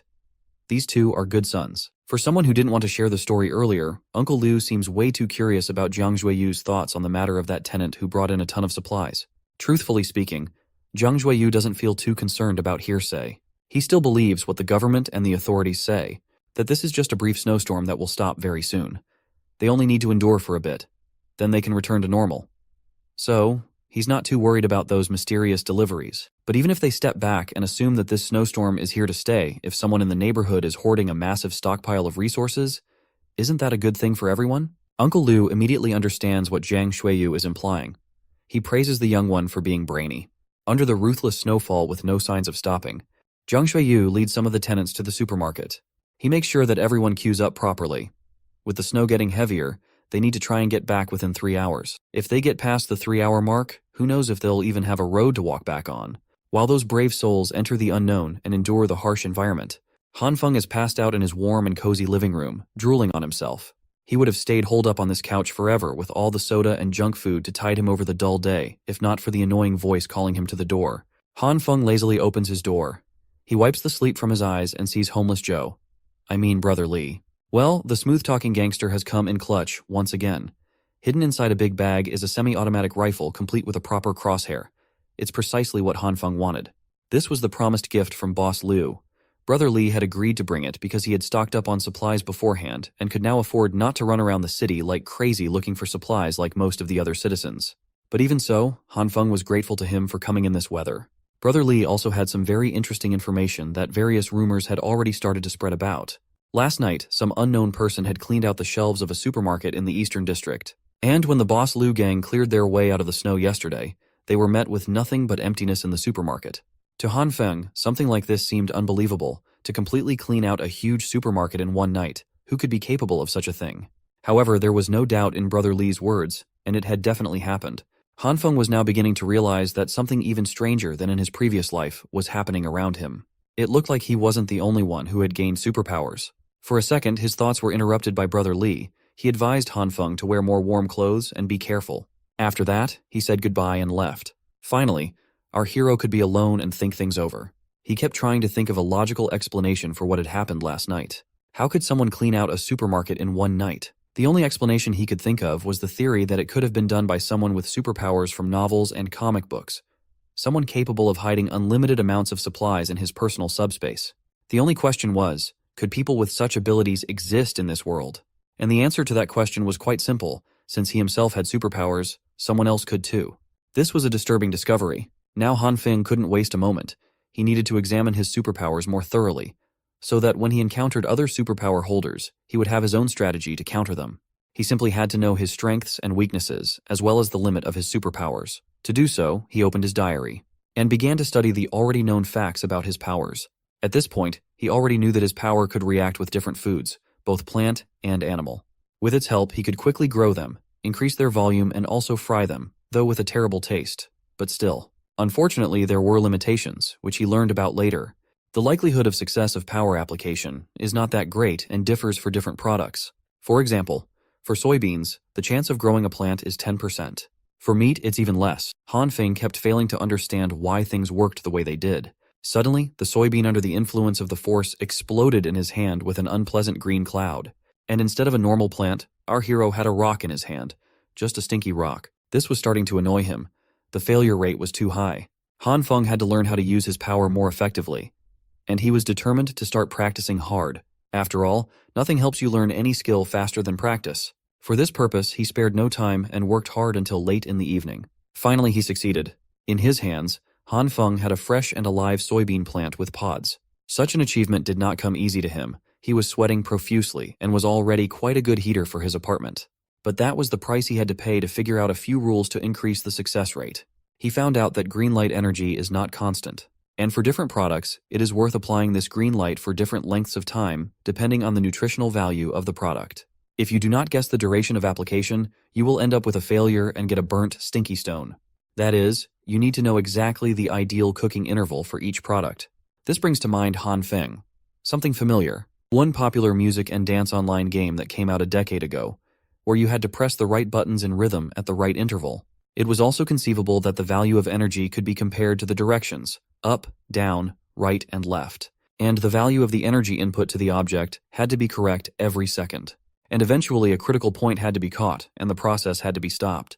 If you do it right, you'll achieve success, and every soybean will become a plant. After the success with plants, Hanfong began experimenting with meat, obviously, but meat was different from vegetables. If you did something wrong in the process, the meat would then turn into a disgusting black slurry. However, the principles in turning meat were still supposed to be similar. The first place to start was to determine how much energy the meat needed. Everything seemed to be working and going according to plan. But here's the problem. The chicken leg exploded just like the previous ones with a nasty black slurry. It looked like it would take him even longer to learn how to work with meat than with plant food. Time after time, Hanfong tried and failed. The chicken legs exploded one after another. There seemed to be no end to this series of failures. Finally, our hero's patience ran out. He even cried out in despair, cursing this damn ability with an increased level of difficulty. However, the hero was not one to give up, and while the snowfall outside the window only intensified and the temperature dropped even lower, Hanfong did not stop trying. Traces of it were all over the kitchen. And then came the moment of truth. The last chicken leg. Our hero was already doing everything on automatic with an absent expression on his face and did not even hope for success. Up and down, left and right, red and green energy. It felt like an overly complicated mini-scale game to him. It was repeated one after another, and as soon as he made a mistake, he had to start all over again. The tension was at an all-time high. And this time Hanfong succeeded. He managed to grow the chicken leg to a gigantic size. With a snort of disdain, our hero said that it was worth it. And collapsed exhausted but happy on the floor. He had finally found a way to synthesize meat. The weather outside was getting worse by the day. The news announced that today, July 17th, was the third consecutive day of snow disaster. In every corner of the country, the same thing is happening, and it seems that mankind is facing a disaster that happens only once in a few thousand years. In order to ensure the basic livelihood of citizens, the authorities are actively fighting the consequences and taking measures to help citizens. It was to such news that Hanfong woke up the next day. How many times had he heard it before? Empty warnings and promises about how the heavy snowfall had paralyzed transportation, electricity, and internet. but everything would be repaired soon, and all they needed to do was wait a little longer. Soon, humanitarian supplies should arrive in the disaster areas. Finally, the news anchor advised everyone to stay indoors and not to go outside unnecessarily. For Hanfeng, there was nothing surprising in all of this. He had heard all of this in his past life. Suddenly, a notification came on his phone, followed instantly by several more. Hanfeng immediately saw that it was a group of residents of his house who had started making noise again, and he simply couldn't help but join in the discussion. The noise around was unbelievable. Everyone was discussing the morning news. Some believed that the rescuers would come and help them. Others thought it was all empty promises and made plans to save themselves. Only one avatar stood out from the crowd and asked the gullible if they really believed what was being said on the news. It was old Uncle Liu, and he absolutely did not believe what was being said on TV. If everything was under the control of the government, the rescue teams would have arrived long ago. Instead, he had heard rumors from old friends that the government was assembling armored vehicles, tanks, and other heavy weapons in City A, the capital of the country. They are probably preparing for the war that is about to break out. After hearing the very real possibility of an all-out war against an unknown enemy, a chilling silence swept through the group chat full of paranoid survivors. Then came the eruption of concerns, asking Uncle Liu if what he said was true. If it was, weren't they basically done for? Meanwhile, Hanfeng was just fascinated by the coming up of the issue of war. He had heard something about this progression in his previous life. Mr. Zhang interjected to quiet all the noise. He asserted that if what Uncle Liu said was true, then they had to start taking survival measures to save everyone. Some owners in the neighborhood had already run out of supplies. With support resources from the government still uncertain, he proposed organizing for those who were facing difficulties. He passionately suggested that those with ample supplies donate some of their stash. To serve as an example, Mr. Zhang pledged to donate half of his supplies to anyone in need. Other owners quickly discussed what was being put forward in hushed tones. One guy wholeheartedly agreed with Mr. Zhang's proposal, as everyone was just trying to get through the crisis. He pledged to donate what he could and even roped in Hyiona. She knew this crazy guy, Wu Kuan-yu. That man was trying to humiliate her in front of everyone just because she rejected him before. So, Hyiona had to play some defense, bringing out her meek girl persona while apologizing as she didn't have any spare supplies left. Most of her simps immediately jumped to defend the witch. This little commotion almost made the plan to organize impossible, as they couldn't even unite themselves with selfless acts. But donations eventually started pouring in. A lot of people must have been moved by Mr. Zhang's impassioned speech. Food, clothing, medicine, all the necessities were put forth. Mr. Zhang expressed his gratitude to those who were willing to help. Since there were quite a lot of people to manage, he thought it wise to appoint some owners to take charge of the operation. He would naturally lead the team. It would be an interim emergency committee responsible for planning and distributing donated supplies. Hanfong smirked as soon as he read the announcement. This interim committee thing happened in his previous life too. Sometime later, it would be revealed that it was all a scheme to take other people's resources. Today was the 19th of July, the 5th day of the apocalypse. Temperatures outside had already dropped to -40 degrees. Now was finally the day when the building's central heating system was no longer running due to the extreme frost. Everyone was desperately thinking and trying ways to keep their bodies warm without the convenience of heaters. Some managed to make a tiny fire inside their homes. It was the same as the previous timeline. It was terrible now, but the situation would only continue to get worse. The exception to this was our MC, of course. Hanfeng was set with all his failed experimental charcoals, perfect for fueling his fireplace. On the table was a fizzy iced cola and a scrumptious slice of strawberry cake. As for Hanfeng himself, he was doing what most of us would do in his situation, playing single-player video games while not giving a damn about the outside world. But his peace would be interrupted by a sudden phone call. Taking a break from gaming, he picked up the call while sipping on Coke. On the line was the person in charge of Block 8. They planned to clear the roads in 20 minutes and were in need of manpower in the basement car park. Hanfeng resisted cursing this random guy out. These people still didn't get it yet. The snow wouldn't stop piling up. Against his will, Hanfeng still chooses to leave the comfort of his home and go down to the main lobby. He reckoned falling out with the neighbors would be troublesome now. He must lower the possibility of his secret being discovered after all. From the first look at the gate, everyone could see the snow had already trapped them in the building. Other volunteers were pissed that the paths they had cleared before had been erased with the highest snow pile they'd ever seen. Deciding to at least get the door open, the volunteers saw Hanfeng and called him over to help with opening the entrance. They placed their whole body weights into the door and pushed at the count of 3. Much to everyone's surprise, opening the entrance let in copious amounts of snow and opened the lobby up to the frigidity of a raging snowstorm. The storm was too extreme, and none of them could take the cold. When you get close enough to the storm, even opening your eyes could become a possible injury. Hanfeng regretted leaving his cozy couch to subject himself to manual labor and frostbite. If people went out in that weather, death wouldn't be far-fetched. Thankfully, the rest of the volunteers also came to the same realization. Only an idiot would try to go out in that temperature. Speaking of idiots, he was finally here. A voice that sounded all too familiar in Hanfeng's ear. It was none other than Homeless Joe, also known as Brother Lee. He was roasting everyone for acting like cowards when they needed to be imposing at tough times like this. The volunteers shivered in their boots while trying to talk Brother Lee out of his stupidity. No one should go out in the harshness of that snowstorm. Brother Lee was built different, though. First, he finished the cigarette he was smoking in one puff. Pumped to go in like the madman that he was, Brother Lee plowed through the snow, trapping everyone in with his hands. The dumbass started chanting like an anime character while literally punching the snow, scattering the pile all over the place. He continued doing this for a while. He even managed to dig a Homeless Joe-sized hole in the middle of the human-length pile of snow. Then came the silence. After a few moments, all the volunteers could hear were garbled pleadings for help coming from under the snow pile. The others had to drag Homeless Joe out of the snow. His face looked purple from the cold and being trapped under the heavy snow. Volunteers finally decided that venturing outside was impossible and closed the gate. Hanfong ran up to Brother Lee, trying to make sure that the stupid gangster was all right.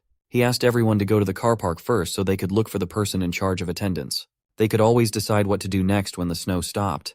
With such a severe blizzard rampaging throughout the world, people were no longer in a situation where the problem could be solved with manpower. In the building's car park, it seemed like the atmosphere was a little more comfortable on account of it being underground. Mr. Jiang, the de facto leader, was surrounded by the owners as always.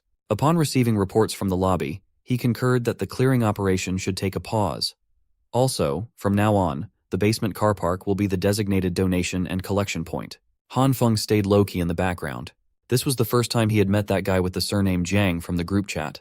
This meant that this was the guy who had spearheaded the establishment of that eventual scam committee. With his kind and well-spoken demeanor, Mr. Jiang would manipulate everyone with politeness and the illusion of support and unity. Mr. Jiang commented about the overwhelming downpour of donations from so many owners. These generous donations would help those who were struggling, and for that, he was grateful. The general vibe in the car park was quite positive. People were feeling good about their selfless acts. It gave them a false sense of unity as they worked on the same goal of survival. Hanfeng knew something they didn't, though. They just had to wait and see as the disaster continued to go on for an eternity. They would soon regret giving up their resources. Brother Lee, still shivering from the stunt he tried to pull earlier, decided to head up first and say goodbye to Hanfeng. Looking around the car park, Hanfeng noticed someone eye-catching. It was that airhead nurse that he had met in the hospital when he broke his leg. She was wearing some type of cute winter onesie while clumsily carrying a stack of boxes. She was clearly struggling to navigate her way through the crowd of people standing around the committee. Given her awkwardness, she eventually bumped into some of the guys standing around. She would have slipped straight to the floor if it hadn't been for Hanfeng swooping in to save the day once again. While holding her in her box, he asked if the blushing nurse was okay. When she finally opened her eyes, she expressed her thanks for the save and eventually recognized Hanfeng from the hospital. Then she remembered that his leg was supposed to be severely injured. He shouldn't be in the condition to catch falling maidens. Realizing that he acted before thinking about the current situation, Hanfeng struggled to think of a way out. He stumbled over his words before getting out that his speed of recovery had always been great since he was young. It was very unconvincing with all the nervous gestures. Fortunately, the nurse was too dense to gather any kind of untruthfulness from his words and actions. She just found his recovery speed to be fantastic. Hanfeng offered to help lift her boxes. She declined at first, saying that they were heavy, but our boy insisted. It took a little bit of convincing, but she eventually entrusted the boxes to him. As soon as he got both hands on the supplies, he was flabbergasted by how heavy they actually were. They were unnaturally weighty. Curious, he asked her what was inside. She explained that these were mainly medical supplies that she was donating to those in need. She also acknowledged that it might be a little too heavy, and that she would be fine carrying them to the donation point. Entranced by her beauty and kindness, you could give Hanfeng a few more pounds to carry, and he would never complain. Since she claimed to be stronger than most guys, the nurse kept reminding him not to push too hard. When asked if she'd always been strong since she was young, she became a little guarded while answering that there was a reason behind it all. Hearing those cryptic words made Hanfeng naturally curious, but she looked uncomfortable telling the story and apologized for bringing it up. It's just that something happened recently that she can't quite explain. Also, they'd been talking and walking for a while now, and she still didn't know his name. Hanfeng politely introduced himself in turn. The angelic nurse also dropped her name, Jin Shui. Based on her big smile, it seemed like she really appreciated this unexpected meeting. He was speechless whenever he saw that smile. He would have been in, but Nurse Jin asked what he does, and he truthfully answered that he was unemployed. Talk about fumbling a baddie so close to the finish line, my boy. But thanks to Manhwa logic, an impatient man just happened to pass by, knocking Nurse Jin off balance. Struggling to maintain her balance, she eventually fell on Hanfong. He was the only one she could grab to stabilize. This also led to her soft breasts pressing into Hanfeng's arm all of a sudden. Having zero riz, Hanfeng just stood there and savored the moment. Nurse Jin immediately pulled away and apologized while Hanfeng tried to say that it was no problem. This would have been a perfect first meeting if it hadn't been for Hyiona rearing her ugly head to approach Hanfeng like a sleepless zombie. You could see the effects of hunger and cold taking a toll on her. Like the parasite that she is, the witch immediately pounced on Hanfeng, deliberately rubbing her chest against his arm. Grabbing him slowly, she asked who the pink-haired lady was and if she was a friend. Nurse Jin immediately felt awkward and grabbed the boxed supplies away from Hanfeng's hands. She just wanted to get her donations logged and not interrupt two friends chatting. Hanfeng asked why Hyiona was down here while he regrettably watched Nurse Jin scurry her way to the donation point. The witch explained that she came to get some supplies, noting that she was worried about Hanfeng, given his inactivity. He scratched his head and told her that he was just about to send a message. She called him a liar, seeing as he was happily chatting away with another lady just now.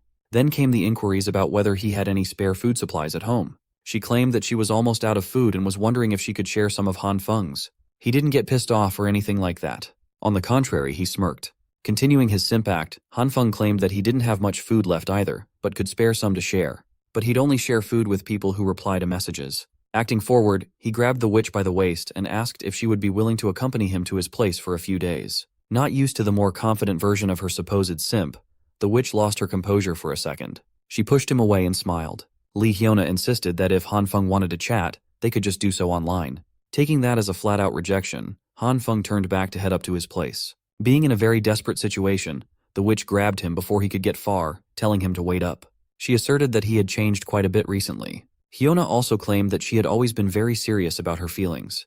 With the most convincing puppy eyes imaginable, Hyiona professed that she didn't want people to think that she was just with Hanfeng for his money. So, she's going to need a little more time for something more serious. Hanfeng looked at her act with a blush on his face.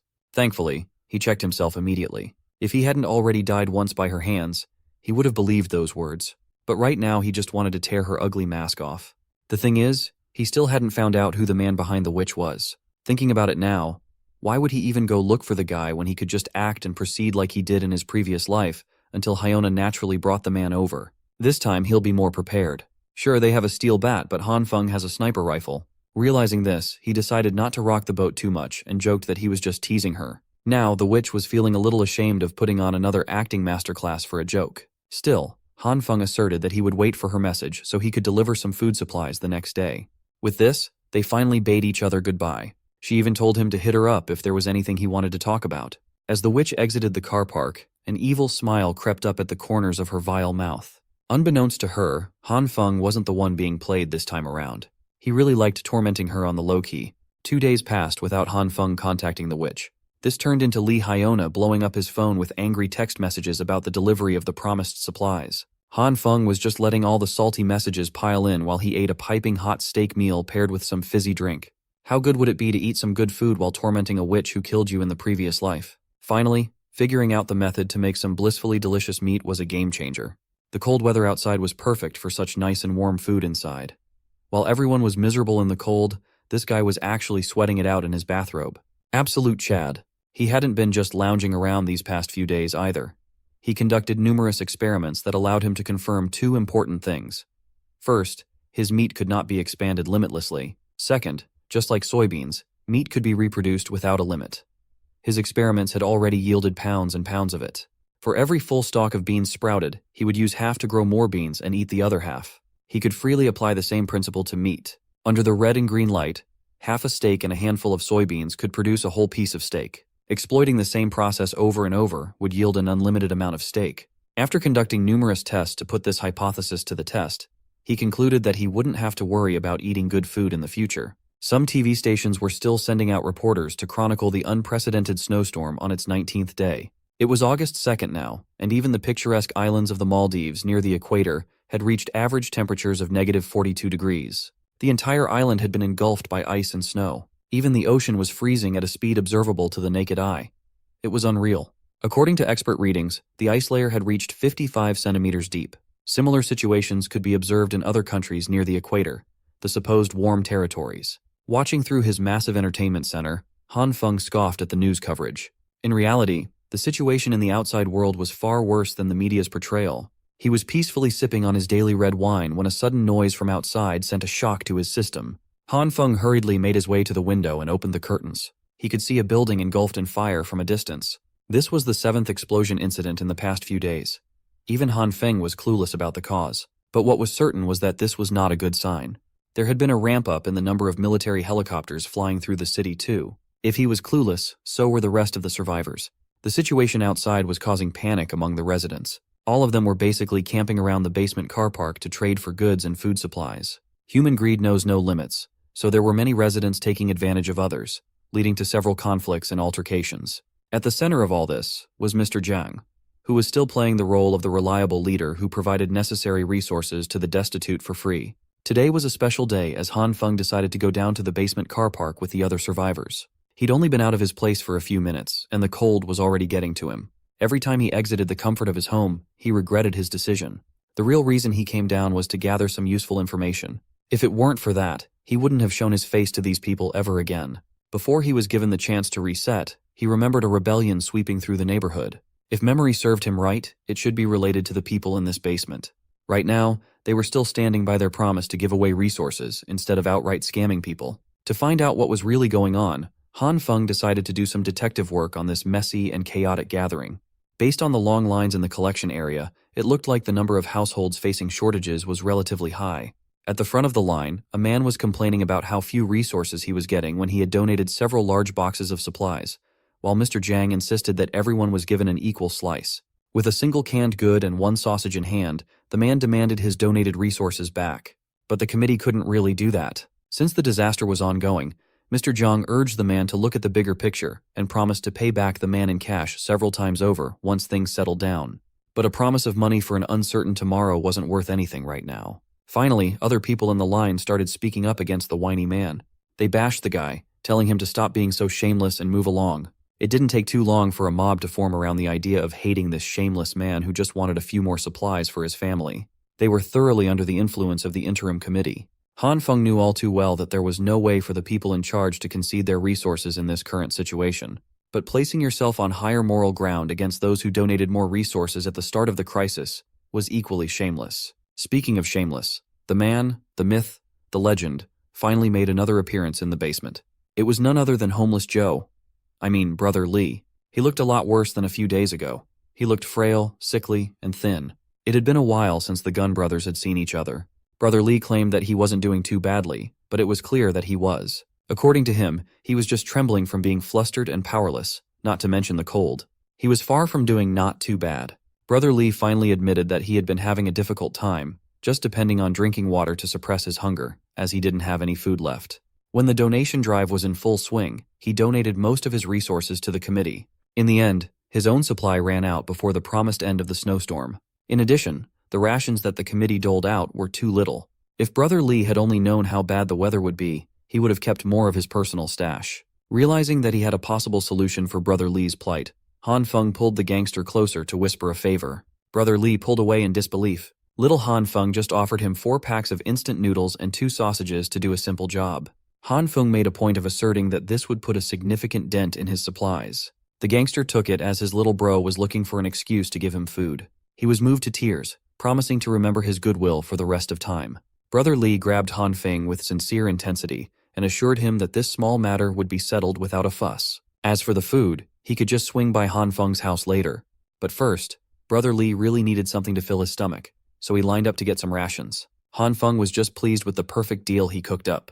With just a few packs of noodles and sausages, he wouldn't have to come down here personally to gather information in the future. He felt a little sorry for Brother Lee, but sticking his nose into other people's business wasn't as important as comfortably lazing on his sofa, eating delicious food, and playing games.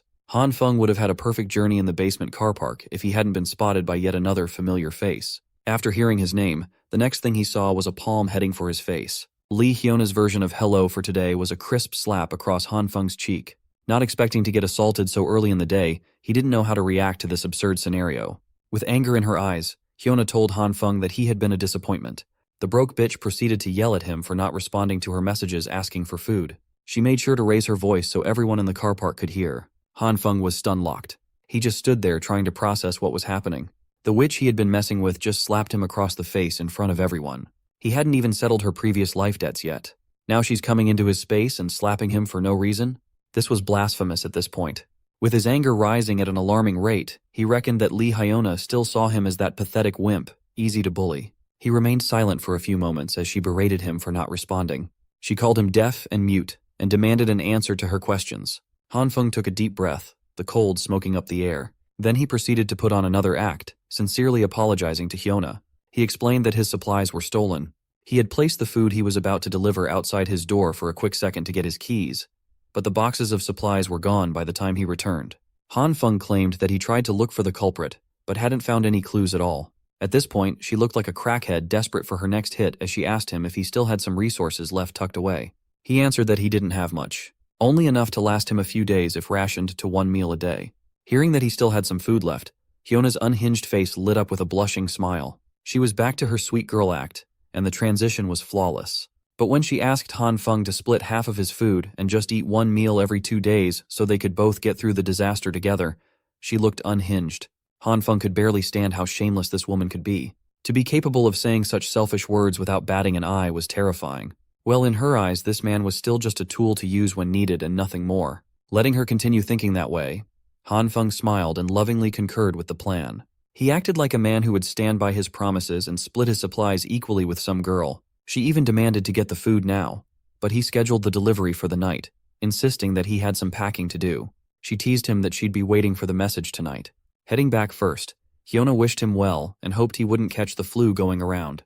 Hanfong bade her farewell as well, a sinister plan already brewing in his petty mind.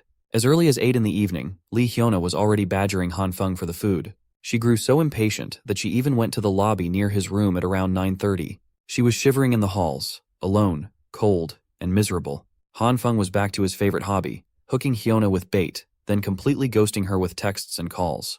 The elevator was busted after weeks of cold without maintenance, so if she really wanted to cause a scene, she'd have to take the stairs up to Hanfong's unit. Seeing no other choice, Hyiona swallowed her pride and took the creepy staircase. Halfway through the climb, she was already exhausted, with the cold making her shiver. It was a hellish ordeal. If it weren't for the supplies, she wouldn't be doing all this. The exhaustion kept piling on as she had been starving for a few days now. Each step up the stairs took all the strength she had left. You've got to give it to her. There are very few people who would climb more than 16 floors just to leech off someone's food. Coincidentally, even the emergency lights on the higher floors were also busted. This just made her climb darker and spookier. Upon hearing what she perceived as some kind of eerie sound, Hyiona anxiously asked who was there. To answer her inquiry, a black plastic bag came directly from the higher floors, on track to land on her pretty little head. Shocked and unable to move, Hyiona was forced to just stand there and wait for the black bag to hit her. As soon as the bag landed with a loud bang, the emergency lights kicked back on, and white dust filled the staircase.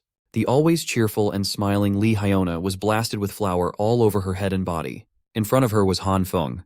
He claimed that he fell asleep and immediately came running down with the supplies when he saw her messages. When the light turned off, he accidentally dropped the bag of flour, leading to this situation. Wiping off the flour and plastic from her hair and coat, Hyiona felt disgusting as hints of her real nasty personality peeked through the mask. Hanfong was quite pleased with this sight. He had specially prepared this mean-spirited prank for her, and it wasn't done yet. He lifted another plastic bag, telling the witch that he packed up his remaining resources for her. Upon inspection, she noticed that most of the food and produce were already moldy. It looked more like trash than edible food. Playing the fool, Hanfong scratched the back of his head and claimed that he worked extra hard to keep these leftovers in stock. There was even rotting meat mixed in there. Then he expertly pivoted to acting offended, grabbing the plastic bag and telling her to give it back if she didn't like it. Afraid of starving for another day, the witch hurriedly grabbed the bag away, claiming that she wanted it. Hanfong looked at her carefully from head to toe. He scoffed at himself. In front of him was the so-called goddess he had been pursuing with all his might before. Right now she looked like a homeless crackhead stuck outside on a winter night. She was rummaging through the trash bag and trying to find something edible in the moldy pile. She even greedily grabbed the remaining bag of flour from Hanfong's hand. Hyiona was celebrating even half a bag of flour, not minding that she got blasted by the white stuff just minutes ago. She then took off without saying thank you or goodbye, but Hanfong didn't mind. Giving her his literal garbage to eat should be enough to give the witch some stomach problems for a few days. Showering in this weather was also impossible, so she would have to walk around with all that flour sticking to her body for a while. As Hanfong cheerfully headed back to his place, he started feeling something weird. He played it off as if he hadn't noticed, but there was something moving in the background. Keeping his wits about him, Hanfong acted naturally, heading to his unit. He exited the stairwell and walked like everything was normal. A shadow of a figure followed his footsteps a few seconds later. It was definitely a person, judging from the snow boots they were wearing. Taking advantage of the surprise factor, Hanfong actually hid behind the door and pounced on the unknown figure tailing him. He made sure to grab the mysterious person firmly and aggressively, taking them down to the ground. Just as he was about to punch the bastard trying to spy on him, something made Hanfong pause, his hostility dying down. The one tailing him turned out to be a girl with messy hair, sleepy eyes, and ultra-thick glasses. What the hell is going on, bro? Hanfong could think of only one reason why she could be here at this late hour. She must have been spying on him, and our hero wanted to find out her intentions. But all he got in response was silence and a blank stare from under her glasses. The girl was obviously not a chatty one. She didn't say a word, and Hanfong, surprised by this behavior, decided to use more weighty arguments to make her talk. He threatened to take off her coat right here in the cold if she didn't talk. Even that wasn't enough to loosen her tongue. Hanfong got tired of messing with her and decided to let her go this time. But next time, she might not be able to count on such favor if she spied on him. Now she had to stop her silent games and hurry to her home before she got cold. As our hero was about to leave, he suddenly felt someone grab his sleeve.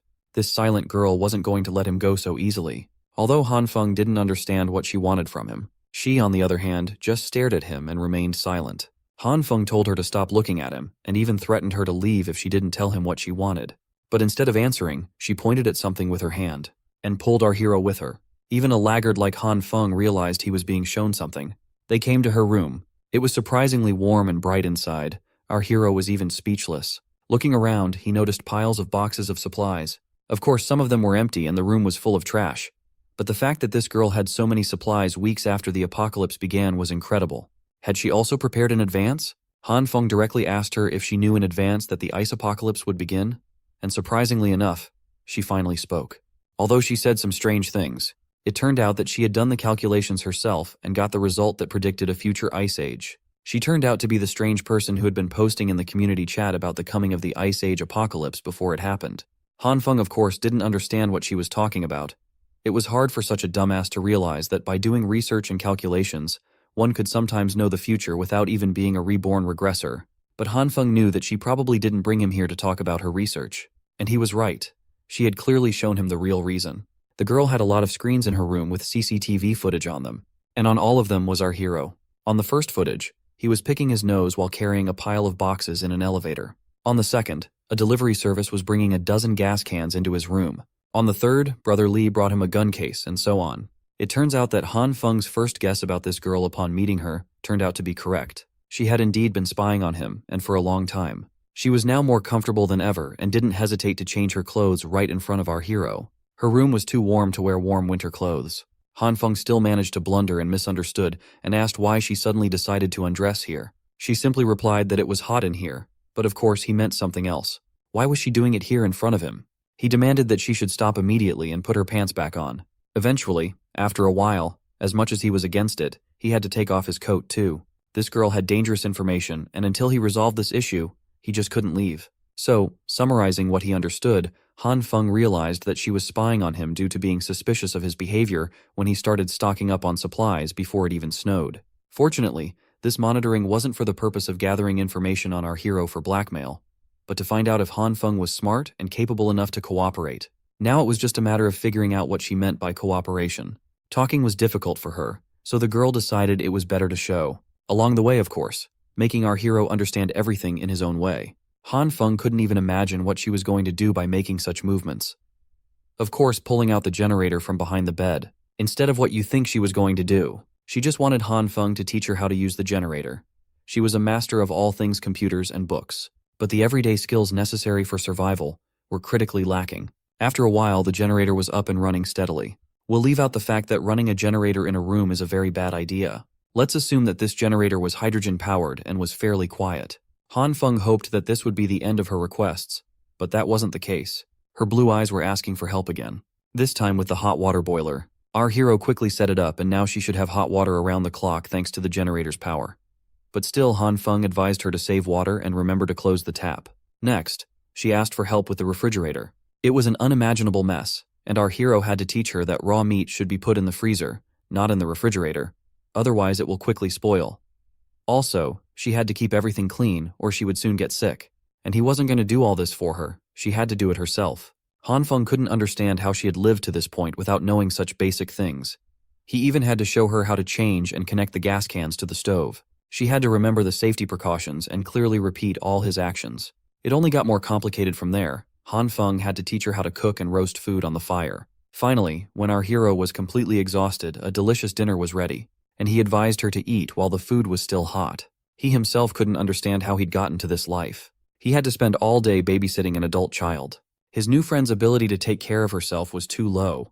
Although she didn't seem to be embarrassed at all, the dinner was just too delicious. Hanfong realized that there was no understanding on this matter and awkwardly excused himself by saying that he was just joking. He was incredibly tired for the day and couldn't dream of anything else but his warm bed.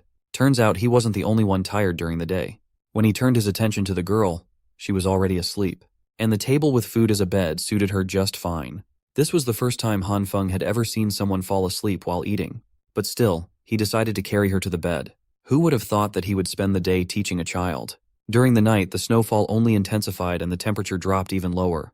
Hanfong had just woken up, and he already had guests demanding his attention. It was the same girl again. She had brought gifts to thank him for his help. Even our hero was surprised by her generosity. She had brought so much. But after Hanfong took the boxes away, she continued to stand at the door and wasn't going to leave at all. That look he already knew. She wanted to ask for another favor. She had brought a generator with her and asked him to teach her one more time. She didn't seem to have memorized yesterday's lessons, so Hanfong had to start all over again. After a few days of talking to the girl, he realized that she was a complete idiot when it came to survival. She was also critically lacking in common sense and understanding of what was appropriate and what was not. But she didn't give up, and every day she dragged Hanfeng to her room to be taught survival and everyday skills. After a while, she finally managed to cook something remotely edible and resembling a meal. Even such a cooking skill Hanfeng considered an improvement. Previously, even dogs wouldn't want to eat such a thing. But in an ice apocalypse, even humans would line up for such food. After so long, Hanfeng finally decided to find out the girl's name. She introduced herself as Zhao Xinggan. It was still a mystery to Hanfeng why she spoke so strangely and what was wrong with her.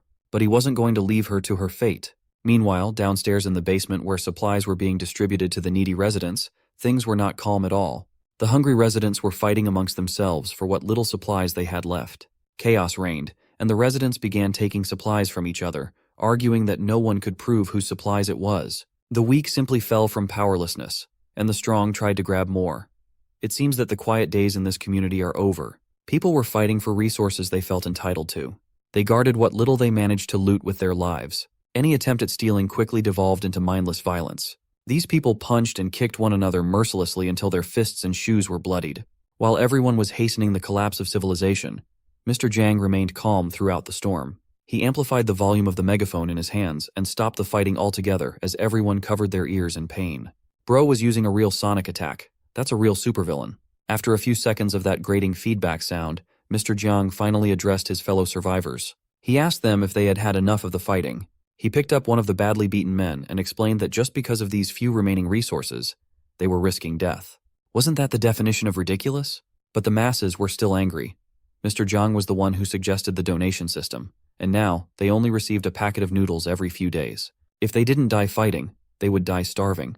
Mr. Jiang pretended as though he was listening to their complaints about the problem with resource distribution or the lack thereof. He turned to his people and stood on business.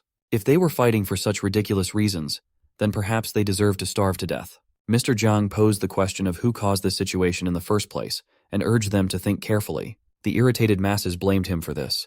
He picked up a piece of bread and started working his magic as he helped the people remember what was really happening. Bread that was originally sold for a few dollars could now be bought from those with abundant resources for tens or even hundreds of dollars. The elite squeezed the unfortunate dry. It came to the point of splitting a piece of bread into 5 or 10 pieces to be auctioned. They used the disaster to get rich. As for those down in the dumps in the basement car park, they had long since run out of cash and resources. But here they were, having an internal strife due to the system that used to work. They were killing one another while the elites, who had plenty of supplies, hoarded their treasures without donating to the common good. They were the ones who raised the prices with malice. And yet here were the poor, starving and fighting to the death. Mr. Jiang asked if that was fair. Feeling that he now had the masses gobbling up his words, Mr. Jiang urged everyone to stop what they were doing and stand united to take back the resources that belonged to everyone. These hungry and angry citizens started rationalizing what they had just heard. Convinced that they were being treated unfairly, Why were the rich the only ones getting all the benefits while the rest of them had to struggle just to stave off starvation and death? Mr. Jiang watched as the pieces of the puzzle fell into place on their own after planting a seed of hatred in the people's minds. The dissatisfaction and anger that the masses felt pointed upwards to the rest of the apartment building's residents. The survivors believed that they were just taking the share that belonged to them. Seeing the bubbling of violence, chaos, and desperation, Mr. Jiang smirked silently. In the midst of the mounting chaos, Homeless Joe, also known as Brother Lee, could be seen. Of all the people, he was the only one who could see through the bullshit of that speech. The people had practically gone mad, and something big was about to happen. He had to inform Hanfong as soon as possible. In Hanfong's room, he was just lounging around, pretending to read a book while snoring. He was woken up by the ringtone of his phone. He received Brother Lee's texts about the trouble brewing up in the basement car park. With Mr. Jiang's continuous incitement, the people were now planning to snatch resources from everyone else. They were going door to door and prying locks open. These raiders were armed and ready to cause harm. Brother Lee advised Hanfong to hide and not face these lunatics head-on. He could only hope that Homeless Joe could take care of himself out there. Hanfong did not expect things to turn out like this. Although he bought 2 guns in case of a crisis, the idea of using them against another human mortified him a little. Furthermore, if the people had formed such an organized operation and revealed his resources, they would certainly have been gunning for him crazily. They would eat him up and leave nothing but bones. And for that, he needed to be prepared for all kinds of scenarios. For now, he retrieved a bunch of wires, tools, and a couple of fire extinguishers from the stockroom. Using this stuff, he tried to rig his door by crudely strapping live wires on the doorknob for security reasons. Upon finishing his janky rig, Hanfong slowly unfurled the wire on the floor. His little experiment was interrupted by the sudden loss of power, though. From above, it was clear that every building in the area had lost power at the same time. Some people tried to contact management, but they lost contact with those people long ago. Hanfong reckoned that with the snowstorm intensifying and the overloaded usage of power by people trying to keep warm, this blackout would have happened sooner or later. Moreover, the snow built up in most areas, and the abysmal temperatures outside made it impossible for maintenance. Considering all the factors at hand, the power failure and signal loss might be permanent this time around. Once the people realized that the power was never coming back, things would only go downhill from there.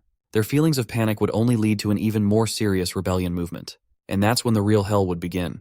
30 minutes before the power went out, the witch, Hyiona, was greedily shoving noodles down her gullet. Her current benefactor was bragging about how he bought resources at 50 times the market price some time ago, and those poor people could not resist as they shut their mouths and sold. For all the resources he had in stock, he only spent $500,000. He also started the practice of auctioning supplies, letting the poor fight just to get a crumb from him. Using this tactic, Blondie earned quite a lot. He ran his hand alongside Hyona's face and asked if she thought she had made the right decision to follow him. The witch smiled and cheerfully nodded. The rich prick was already thinking of doing anything he wanted with this pretty girl, as long as he had the resources to buy her obedience. Their moment was interrupted by the sound of hurried footsteps pouring into the hallway. It was the car park people, and they brought tools to break doors open in the middle of the night. Blondie overheard that he was being specifically targeted for spearheading the rise of prices in the group chat. The raiders started banging and kicking his door, trying to force it open. Blondie might be rich, but could all that cash save him from what was coming? He stood there, unsure of what to do as the people continuously tried to break in. Finally, the crazed cult of Mr. Jiang's hungry soldiers had gone full tilt. The snowstorm continued to rage on, not showing any signs of stopping anytime soon. Inside Hanfeng's stronghold, the mess had accumulated as wires and supplies littered the ground. He was still working on his Home Alone-style trap on the door, causing a lot of mess. Hanfong did everything he was supposed to do to rig the door, but the energy reading indicated that there was no power going through. Just as he was wondering what went wrong, the hurriedly tied-together bunch of wires exploded and burned. The line must have become live right then and there. Caught in the blast, Hanfong coughed and tried to recover. He extinguished the fire on the wire. He still could not figure out what he was doing wrong and what was making the process so difficult. If the internet were still working, this would not be a problem at all. Unfortunately, someone started knocking on his door without him getting his door trap up in time. Hanfong stood up and carefully looked through the peephole to confirm who was on the other side of the door. He could not see a face, but he saw someone with a very short stature and hair sticking out. It was that outcast girl again. This time, she came over with her signature nonchalant face while asking for help. This was not a good time for Hanfong, as he was busy trying to improvise some traps inside. But then he remembered the incident that sent him back to the past, when he was seduced by a witch and clobbered by a madman. He released his grasp from the door handle, fearing what might be lurking on the other side. Hanfong warned the girl that people were breaking down doors and robbing supplies. Instead of letting her in, he just told her to return home quickly, as he wouldn't open the door for her. Outcast girl stood in the gloomy, cold hallway. Silence filled the air. Then she started banging on the door even harder and louder. When Hanfong still refused to let her in, she chose to sit and shiver at the entryway's floor. The cold was getting to her, and the voices of the raiders were starting to grow louder as they reached Hanfeng's floor. They did not care how many residents lived on the 18th floor. They just came here to break every door open. Two rough-looking men surveyed the 18th floor hallway and celebrated the fact that they were the first ones to arrive. They immediately divided up the rooms to ransack. Coincidentally, Hanfeng's room was the nearest one. One of the raiders took a crowbar to start working on the door. They introduced themselves as people who delivered resources first to see if anyone was home. Inside, Hanfeng had taken the girl and covered her mouth to prevent any noise. When the raiders did not hear any response from the inside, they proceeded to try and force their way into the room using a single crowbar. Hanfeng quietly assured the outcast girl that those bastards wouldn't be able to make a dent in his reinforced door. Hearing his reassuring words, she visibly calmed down. The door handle flipped up and down multiple times, but the raiders could not figure out a way in. With the sturdy door getting them nowhere, the raiders decided to mark Hanfeng's place and proceed to the next door first. It was a good thing that the reinforced door and handle were installed. With 5-centimeter thick iron plates reinforcing the frame, even the contractor who installed it was shocked. Hanfeng was so busy feeling good about his decisions that he forgot to let go of the girl's mouth. He was too afraid to make a noise and attract attention. Still, Outcast Girl thanked him for taking her in before the raiders saw her sitting outside. They opted to wait a few more minutes just to be sure, but it sounded like those raiders were gone now. Hanfeng immediately got back to fixing his trap. If he could do this right, those who dared to touch his door again would get electrocuted to death. The girl curiously asked what he was doing, and he introduced it as his electrocution defense measure. He even condescendingly told her that she wouldn't understand even if he explained. Well, he didn't even understand the thing himself, and installing this electrocution device was proving impossible. Little did he know, she was an expert when it came to anti-theft devices and voltage differences. These were very simple concepts for her. So, Outcast Girl coached Hanfeng from the side, instructing him to cut the power supply while wrapping the bare wire around the door handle carefully. From there, they connected the next wire from the circuit box to the handle and, for the finale, turned on the power supply. When he measured the live current in the handle, the tester indicated a high level of electricity. When asked how she knew about this complicated stuff, she answered that the true eye of the evil king possessed the ability to see the truth of everything in the world. Since his trap was done with the help of Outcast Girl, he asked what she needed help with. She did not bother telling a story or anything like that. She just emptied out the contents of her backpack on the couch, ignoring Hanfeng. Then, the girl boldly declared that the true eye of the evil king would be staying in this place from now on. It took Hanfeng a second to process what he had just heard. He was obviously very opposed to having this girl living in his private space, and desperately urged her to go back to her house quickly. Hanfeng was so flustered by the idea that he tripped on the wires coiled around the floor, his body launching forward. After wobbling for a few seconds, he fell on the solid ground, making a mess in the process. On his hands was a bright purple color emanating a bizarre energy. Tripping on his feet and falling on the ground should have hurt quite a lot, but it didn't. That was when he noticed where he fell. His coffee table, which was solid just a second ago, had turned into some sort of moldable and clay-like form. Could it be that he unconsciously made the coffee table turn soft? Hanfeng finally noticed the purple light dancing around his hands and immediately connected it to the bizarre soft property of the table. Even the toolbox and the tools nearby had turned wonky upon being touched by the light. He grabbed a hammer, and the metal head bent on itself. Hanfeng waved the hammer around, and it started losing its shape. In simple terms, the purple light could cause items to turn soft somehow. Outcast Girl witnessed this bizarre incident with her own two eyes and did not make a peep. She was so quiet that he forgot there was someone else in the room, and got too carried away figuring out his new ability. Outcast Girl just looked at him with the same blank stare. Then she lit up and labeled him as an emissary chosen by the true eye of the evil king, whatever that might mean. Hanfeng chose to play along, assuming the role of a subordinate selected by the evil king instead of revealing his power. This girl's thinking seemed peculiar, so he might get away with it. As fellow emissaries, she proposed that they help each other, meaning Hanfeng's apartment, where he rested, should be shared. Just as he was about to outrightly reject her again, Outcast Girl was already heading toward one of the rooms as if she owned it. He hadn't even agreed to the proposal yet, and that lady already thought they were building a lair for the evil king. It wasn't too big of a problem, so he just let her be. What was more important right now was to figure out what exactly that purple light was. At a cursory glance, it seemed to have the ability to turn things soft, which meant he possessed more than just two kinds of lights. Maybe there were many more that he just hadn't discovered yet. The inciting incident was him tripping over the cables and almost crashing into the coffee table that had turned soft. It would be logical to try to recreate the feeling of that moment to reproduce the power. After concentrating on that image for a while, Hanfong managed to summon the purple lights again. He was getting the hang of calling his powers automatically now. The first thing he tried it out on was the cables that triggered the discovery in the first place. Then, he branched out to other things, namely, a sharp kitchen knife. Curious, he activated the purple light, and its grimy essence quickly swallowed the whole blade. He was shocked to see that the softening effect had no problem working on steel as well. It got so soft that the once sharp knife felt like jelly wrapping around his skin. After that, he went on a spree and tried this softening touch on many other materials too. Every household material he could think of was susceptible to the power. The longer he used the purple light, the softer they became. Other than altering an object's softness, there were no other changes. By itself, the purple light's effect was pretty useless and impractical. Then, another idea struck Hanfong, a concept that he was already familiar with. What if he combined two different kinds of light?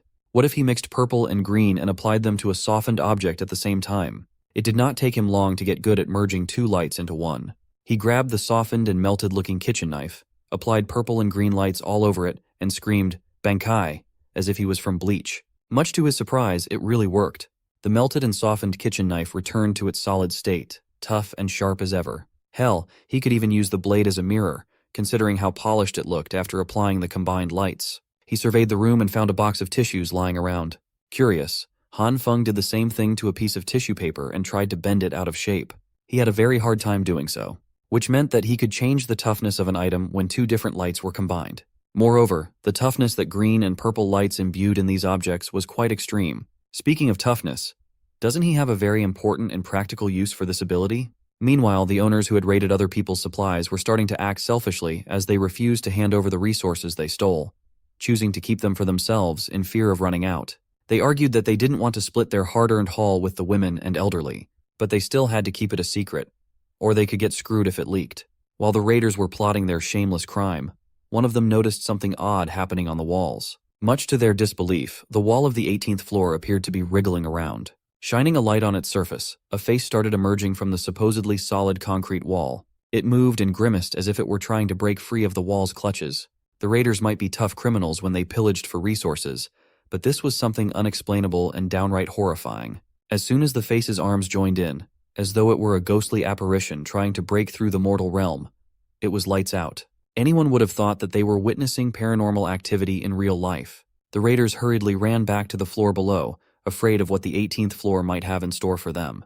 Meanwhile, Hanfong was struggling as breathing while stretching the soft walls with his face was quite a hard thing to do. He had to get out of that soft and clay-like mess before he ran out of oxygen for the sake of experimentation. He picked one of his walls as a testing ground for his combined purple and green light powers, but applying these lights to an entire wall was too strenuous. After a while, he managed to get enormous amounts of light to join and blend with one another. It was an extremely exhausting process, but it gave him an even tougher and sturdier wall than he already had. To test it out, he brought out a sledgehammer for verification. He stood in front of the enhanced wall and lifted the sledgehammer up, determined to check if he had succeeded. With a look of anticipation, he began. Hanfong swung the hammer as hard as he could, and it made solid contact with the wall's surface. He did this multiple times, so many times that he could barely hold the heavy sledgehammer properly. Nevertheless, the exhaustion was worth it, as his enhanced wall proved to be extremely tough. He couldn't even scrape its surface with all his strength. Back in the basement car park, most of the raiders had come back to surrender a few bags of their loot. One man scratched his head as he apologized for only managing to seize a little bit of food while being audited. He seemed on edge, and when someone tapped him on the shoulder, his nerves flared. The guy who tapped him on the shoulder proceeded to take him down to the floor, securing his arms behind his back. This concerned citizen was one of the Jin brothers. He pressed down hard and demanded to know where the rest of the stolen food was hidden. The raider denied hiding the supplies, but Jinbro clearly saw him carrying 3 big bags before surrendering just one little bag. Even with his arms getting twisted up, he continued to vehemently deny hiding resources. Since it looked like he was not willing to speak with just a little arm twist, perhaps a good beating would squeeze some honesty out of the man. Just as Jinbro was about to wail at the dishonest raider, someone calmly stopped him with a simple shoulder tap. Much to everyone's surprise, it was the man of the people, Mr. Jiang. Mr. Jiang urged the young man to let the raider go first so they could talk things out if there really was a problem. He heard the case of secretly hiding food that was supposed to be for everyone and wanted to deal with the matter in his own way. Jinbro finally relented and threw the piece of trash down the ground for Mr. Jiang's sake. When the raider looked up, he saw a helping hand offering its assistance. It belonged to the representative of the basement car park, the benevolent Mr. Jiang. His smile gave the people peace and calm, but there was always something sinister behind that kind face. After a few minutes of talking and convincing, the man finally brought out the rest of the food that he pillaged. Just as previously said, there were 2 more big bags unaccounted for. The man shamefully apologized for being greedy, as he had 5 mouths to feed at home, and the food that was distributed was not nearly enough. Hearing this, Mr. Zhang took his share of today's ration and selflessly handed it over to the man. He respected the rules. People must hand over the things collected to receive rations according to the number of people in a household. But he could sympathize and understand those who were having a hard time living like that. The kind gesture almost made the dishonest raider cry right then and there, as he thanked Mr. Zhang from the bottom of his heart. The lying thief, Lao Wang, swore that if Mr. Zhang needed anything in the future, he would be at his service. Turning to the masses lined up in a single file, Mr. Zhang urged them to quickly receive their rations and go back home quickly. The Jin brothers were curious as to how Mr. Zhang got the thief to hand over everything so willingly, and why he gave the guy extra rations from his own share. He insisted that he did not do much and just helped the guy understand a certain principle. Of course, the Jin brothers were curious about this principle. Mr. Zhang explained that in the history of the country, there were multiple times when riots and rebellions occurred due to the clash of benefits between different social classes. However, the nature of these riots was defined as a collective social behavior. If you were not arrested on the spot, you wouldn't be convicted in a court of law. All Mr. Zhang did was inform the man that if he broke the rules, the collective would no longer welcome him. He would become nothing but a common robbing criminal, not to mention the punishment of the law after the disaster passes. That guy would have to face the revenge of the owners he stole from. Those fears compounded and made the decision easy. Uncle Lu watched everything unfold from afar, just a passive observer.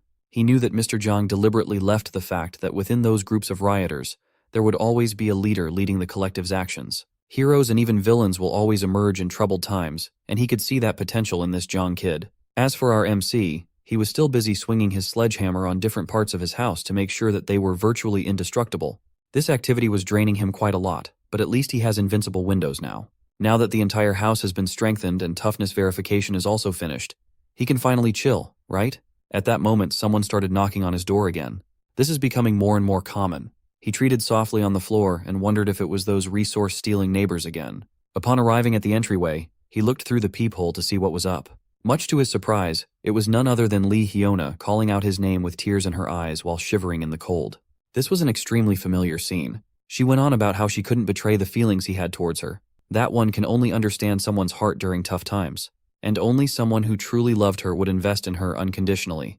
If he just opened the door, she would gladly open her heart. Hanfeng's mind replayed the night he died after being ambushed in his own room. He recalled how this witch and his partner made a dead fool of him. Today this girl was repeating the exact same words she said to him before he died. This means that outside that door, there's a man lying in wait to bash his head in if he fell for the act.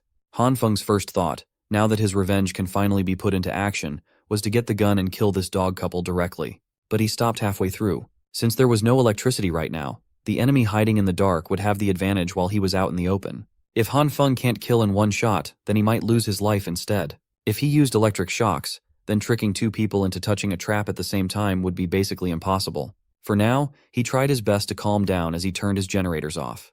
He had one shot at this, and that's even more reason for him not to lose his focus. He needed to calmly analyze the situation. The one posing a higher threat wasn't the witch at the front door, but the man hidden in the dark. Hanfeng needs to locate his position and deliver a fatal blow upon stepping out. That first part could be a little tricky though. But he had prior knowledge of how this event happened in the past. As far as he could remember, that man should be hiding in the blind spot behind the door. He estimated the approximate position of his killer through the wall while clutching the sledgehammer tightly. Hanfeng had an idea. Although he would need to spend some time to act it out, it could be his best shot. Touching the surface of the wall, purple lights coalesced in his hand as he hoped that this plan would work. Hyiona continued acting like a damsel in distress as she desperately called Hanfeng's name to be saved. The man she brought to kill and rob Hanfeng was already beginning to change his mind, but she insisted that this loser, Hanfeng, had a ton of resources. Truckloads of supplies delivered a day before the disaster. Anyone would jump on the chance to plunder enough resources to feed themselves for quite a few days. But they made the mistake of choosing the wrong superpowered target. The wall behind the killer morphed and moved like clay. A sledgehammer-shaped protrusion came out, seemingly trying to break through the soft wall. The killer was starting to hear some weird noises nearby, but Hyiona was too focused on performing the scam. When the killer identified that the noise was coming from behind, he was too late to turn around. A freaking sledgehammer coated with a softened cement wall collided with his jaw, undoubtedly breaking the whole thing with destructive force. The witch stood back in shock as she watched her partner in crime fly like a rag doll. She asked what happened, but he was in no shape to talk. His body was shivering with agony and cold. It was right then that the seemingly unopenable door slowly creaked open. Hanfong burst out of his room with a fire extinguisher in his hand and a sly little smile on his face. The haggard witch looked at the supposed loser in fear. Before she could even speak another word, Hanfong let that fire extinguisher rip, covering the thought with that white stuff as she screamed in pain. Hyiona was a good actress. She managed to keep her soft cadence as she begged Hanfong to stop spraying her with the white substance. She even ingested some of it, which you weren't supposed to do. The witch coughed and coughed as her body began breaking down from the cold brought on by the extinguishing agent. When she opened her eyes, she saw the rich blonde prick she had brought as muscle to rob Hanfong lying on the floor, convulsing uncontrollably and desperately asking for help. Unfortunately for him, Hyiona wasn't in the best position to provide assistance either. Hanfeng's hand emerged from the extinguishing agent fog as he reached for the witch. She reacted quickly, but he managed to grab her hair and scarf simultaneously. It must have been the adrenaline pumping through her system, but Hyiona managed to break free, though she lost a handful of hair in the process. She was one slippery son of a gun. She managed to stand and run out of the way while screaming for help. Hanfong clicked his tongue as the witch escaped far too quickly. The same couldn't be said for the man he had clocked with a sledgehammer, though. He was still struggling to even stand. Fueled by anger and frustration, Hanfong kicked the rich prick in the stomach. Just as he was about to stomp on the man who had killed him in his past life, the blonde prick pleaded for him to wait just a second. This fool started bringing up his dad's name and all that nonsense. He promised that if Hanfong touched him again, bad things would happen. Hanfong responded by delivering another solid punch to the face, goading the spoiled brat about what he was going to do next. Hanfong didn't give a damn who this prick's daddy was. He intended to inflict as much pain as possible and beat the hell out of this brat to his heart's content. Seeing that threats wouldn't work, Blondie tried a more respectful approach. He called Hanfong a brother, asserting that they didn't even have beef with each other, so the beating was totally unjustified. Infuriated by memories of his past life, Hanfong punched the bastard's head to the ground once more. Hanfong mounted his chest and continued raining blows while voicing everything in his heart. This man had treated his life as if it were worthless. He was killed when he was just minding his own business. With his gloves painted with blood and his eyes filled with malice, Hanfong urged the prick to say something. Blondie might have wanted to, but his jaws and mouth were too messed up to form another sentence. Hanfong stood up and grabbed the modified baseball bat lying on the floor. Holding the weapon that had ended his life and started a new one, he looked at the defenseless culprit lying helpless on the ground. The rich prick cried and coughed up blood as he demanded to know why he was being treated this way. Hanfeng's temper flared. The man who had killed him without any valid reason now dared to demand one from him. He raised the steel bat, customized with nails, and swung it down on Blondie's face with full force. The sound of skull cracking and blood splattering filled the hallway of the 18th floor. He had finally gotten his revenge. He had killed the man who killed him. Hanfeng's blood was pumping, his adrenaline was spent, and he looked at the gruesome sight before him. Realizing the gravity of what he had done, he almost threw up at the gory mess. Luckily, he managed to turn his head to the side and vomit on the ground. Hanfong tried his best to recover his composure when a familiar voice cleared her throat. He turned around and saw Outcast Girl sitting by the door, quietly playing with the man's blood. She must have seen everything transpire and offered to help him with the mess. They took care of the crime scene quickly. She wasn't even fazed by the gore and blood. Hanfong reckoned there was something off about this girl, and it wasn't a good idea to let her stay in his place. He used the excuse of being targeted by more criminals seeking revenge at any moment to convince her to go back home lest she get caught in the crossfire. Sipping her orange juice, she didn't seem bothered by the threat of more intruders at all. Hanfong just really wanted to get her out of there for her own good. But she was adamant about staying in the apartment, and it seemed like nothing could convince her otherwise. He emphasized that the following days would be dangerous, and both of them could die in the process. She resolutely placed her glass of orange juice on the table as if making a stand. Outcast Girl assured him that the Evil King's true eye would protect them no matter what. But for now, the Evil King's power is depleted, and she needs some sleep. Hanfong was done with this shtick, so he grabbed her arm before she could lock herself in the room. He demanded she stop trying to brush him off with her wannabe edgy nonsense and listen as they were about to face something very serious. She simply glanced at his tight grip on her shoulder, then looked up. She told him to go on and opened the door to the room. Confused, Hanfong chose to follow her lead and peeked through the door. I don't know what he saw, but it shocked him to his core. Hanfong was speechless. Meanwhile, the basement parking lot was bustling with activity. Some people were loitering around, blocking the way for others who hadn't received their rations yet. Nevertheless, the system worked once more. They were still short on supplies to accommodate everyone, but it seemed peaceful for the most part. Hyiona, who had just escaped Hanfeng's grasp, lined up with the plebeians to get her share now that she had nowhere else to go and no one to suck up to. She stated her name and apartment number and was given a piece of bread. The The witch was still bitter about how everything had gone down the night before. Her wealthy sugar daddy hadn't returned after inexplicably collapsing so suddenly. The only logical explanation was that Hanfong had set a trap in advance, but that only made her more curious about what he had hidden behind that door. Before the commotion, she had seen a light flicker and felt a warm breeze coming from inside. That meant he had some kind of power source. Maybe he hadn't just stockpiled supplies. Maybe he had been prepared for the whole snowstorm in advance. All she felt was bitterness. The sneaky bastard hadn't said a word to her about this impending disaster. He enjoyed the good stuff while she accepted his trash. She wanted to find a way to get a closer look inside Hanfeng's place. While she was busy daydreaming and seething, she bumped into another man lined up for rations. The man recognized her, and a mysterious bright light flared right in Hyona's direction.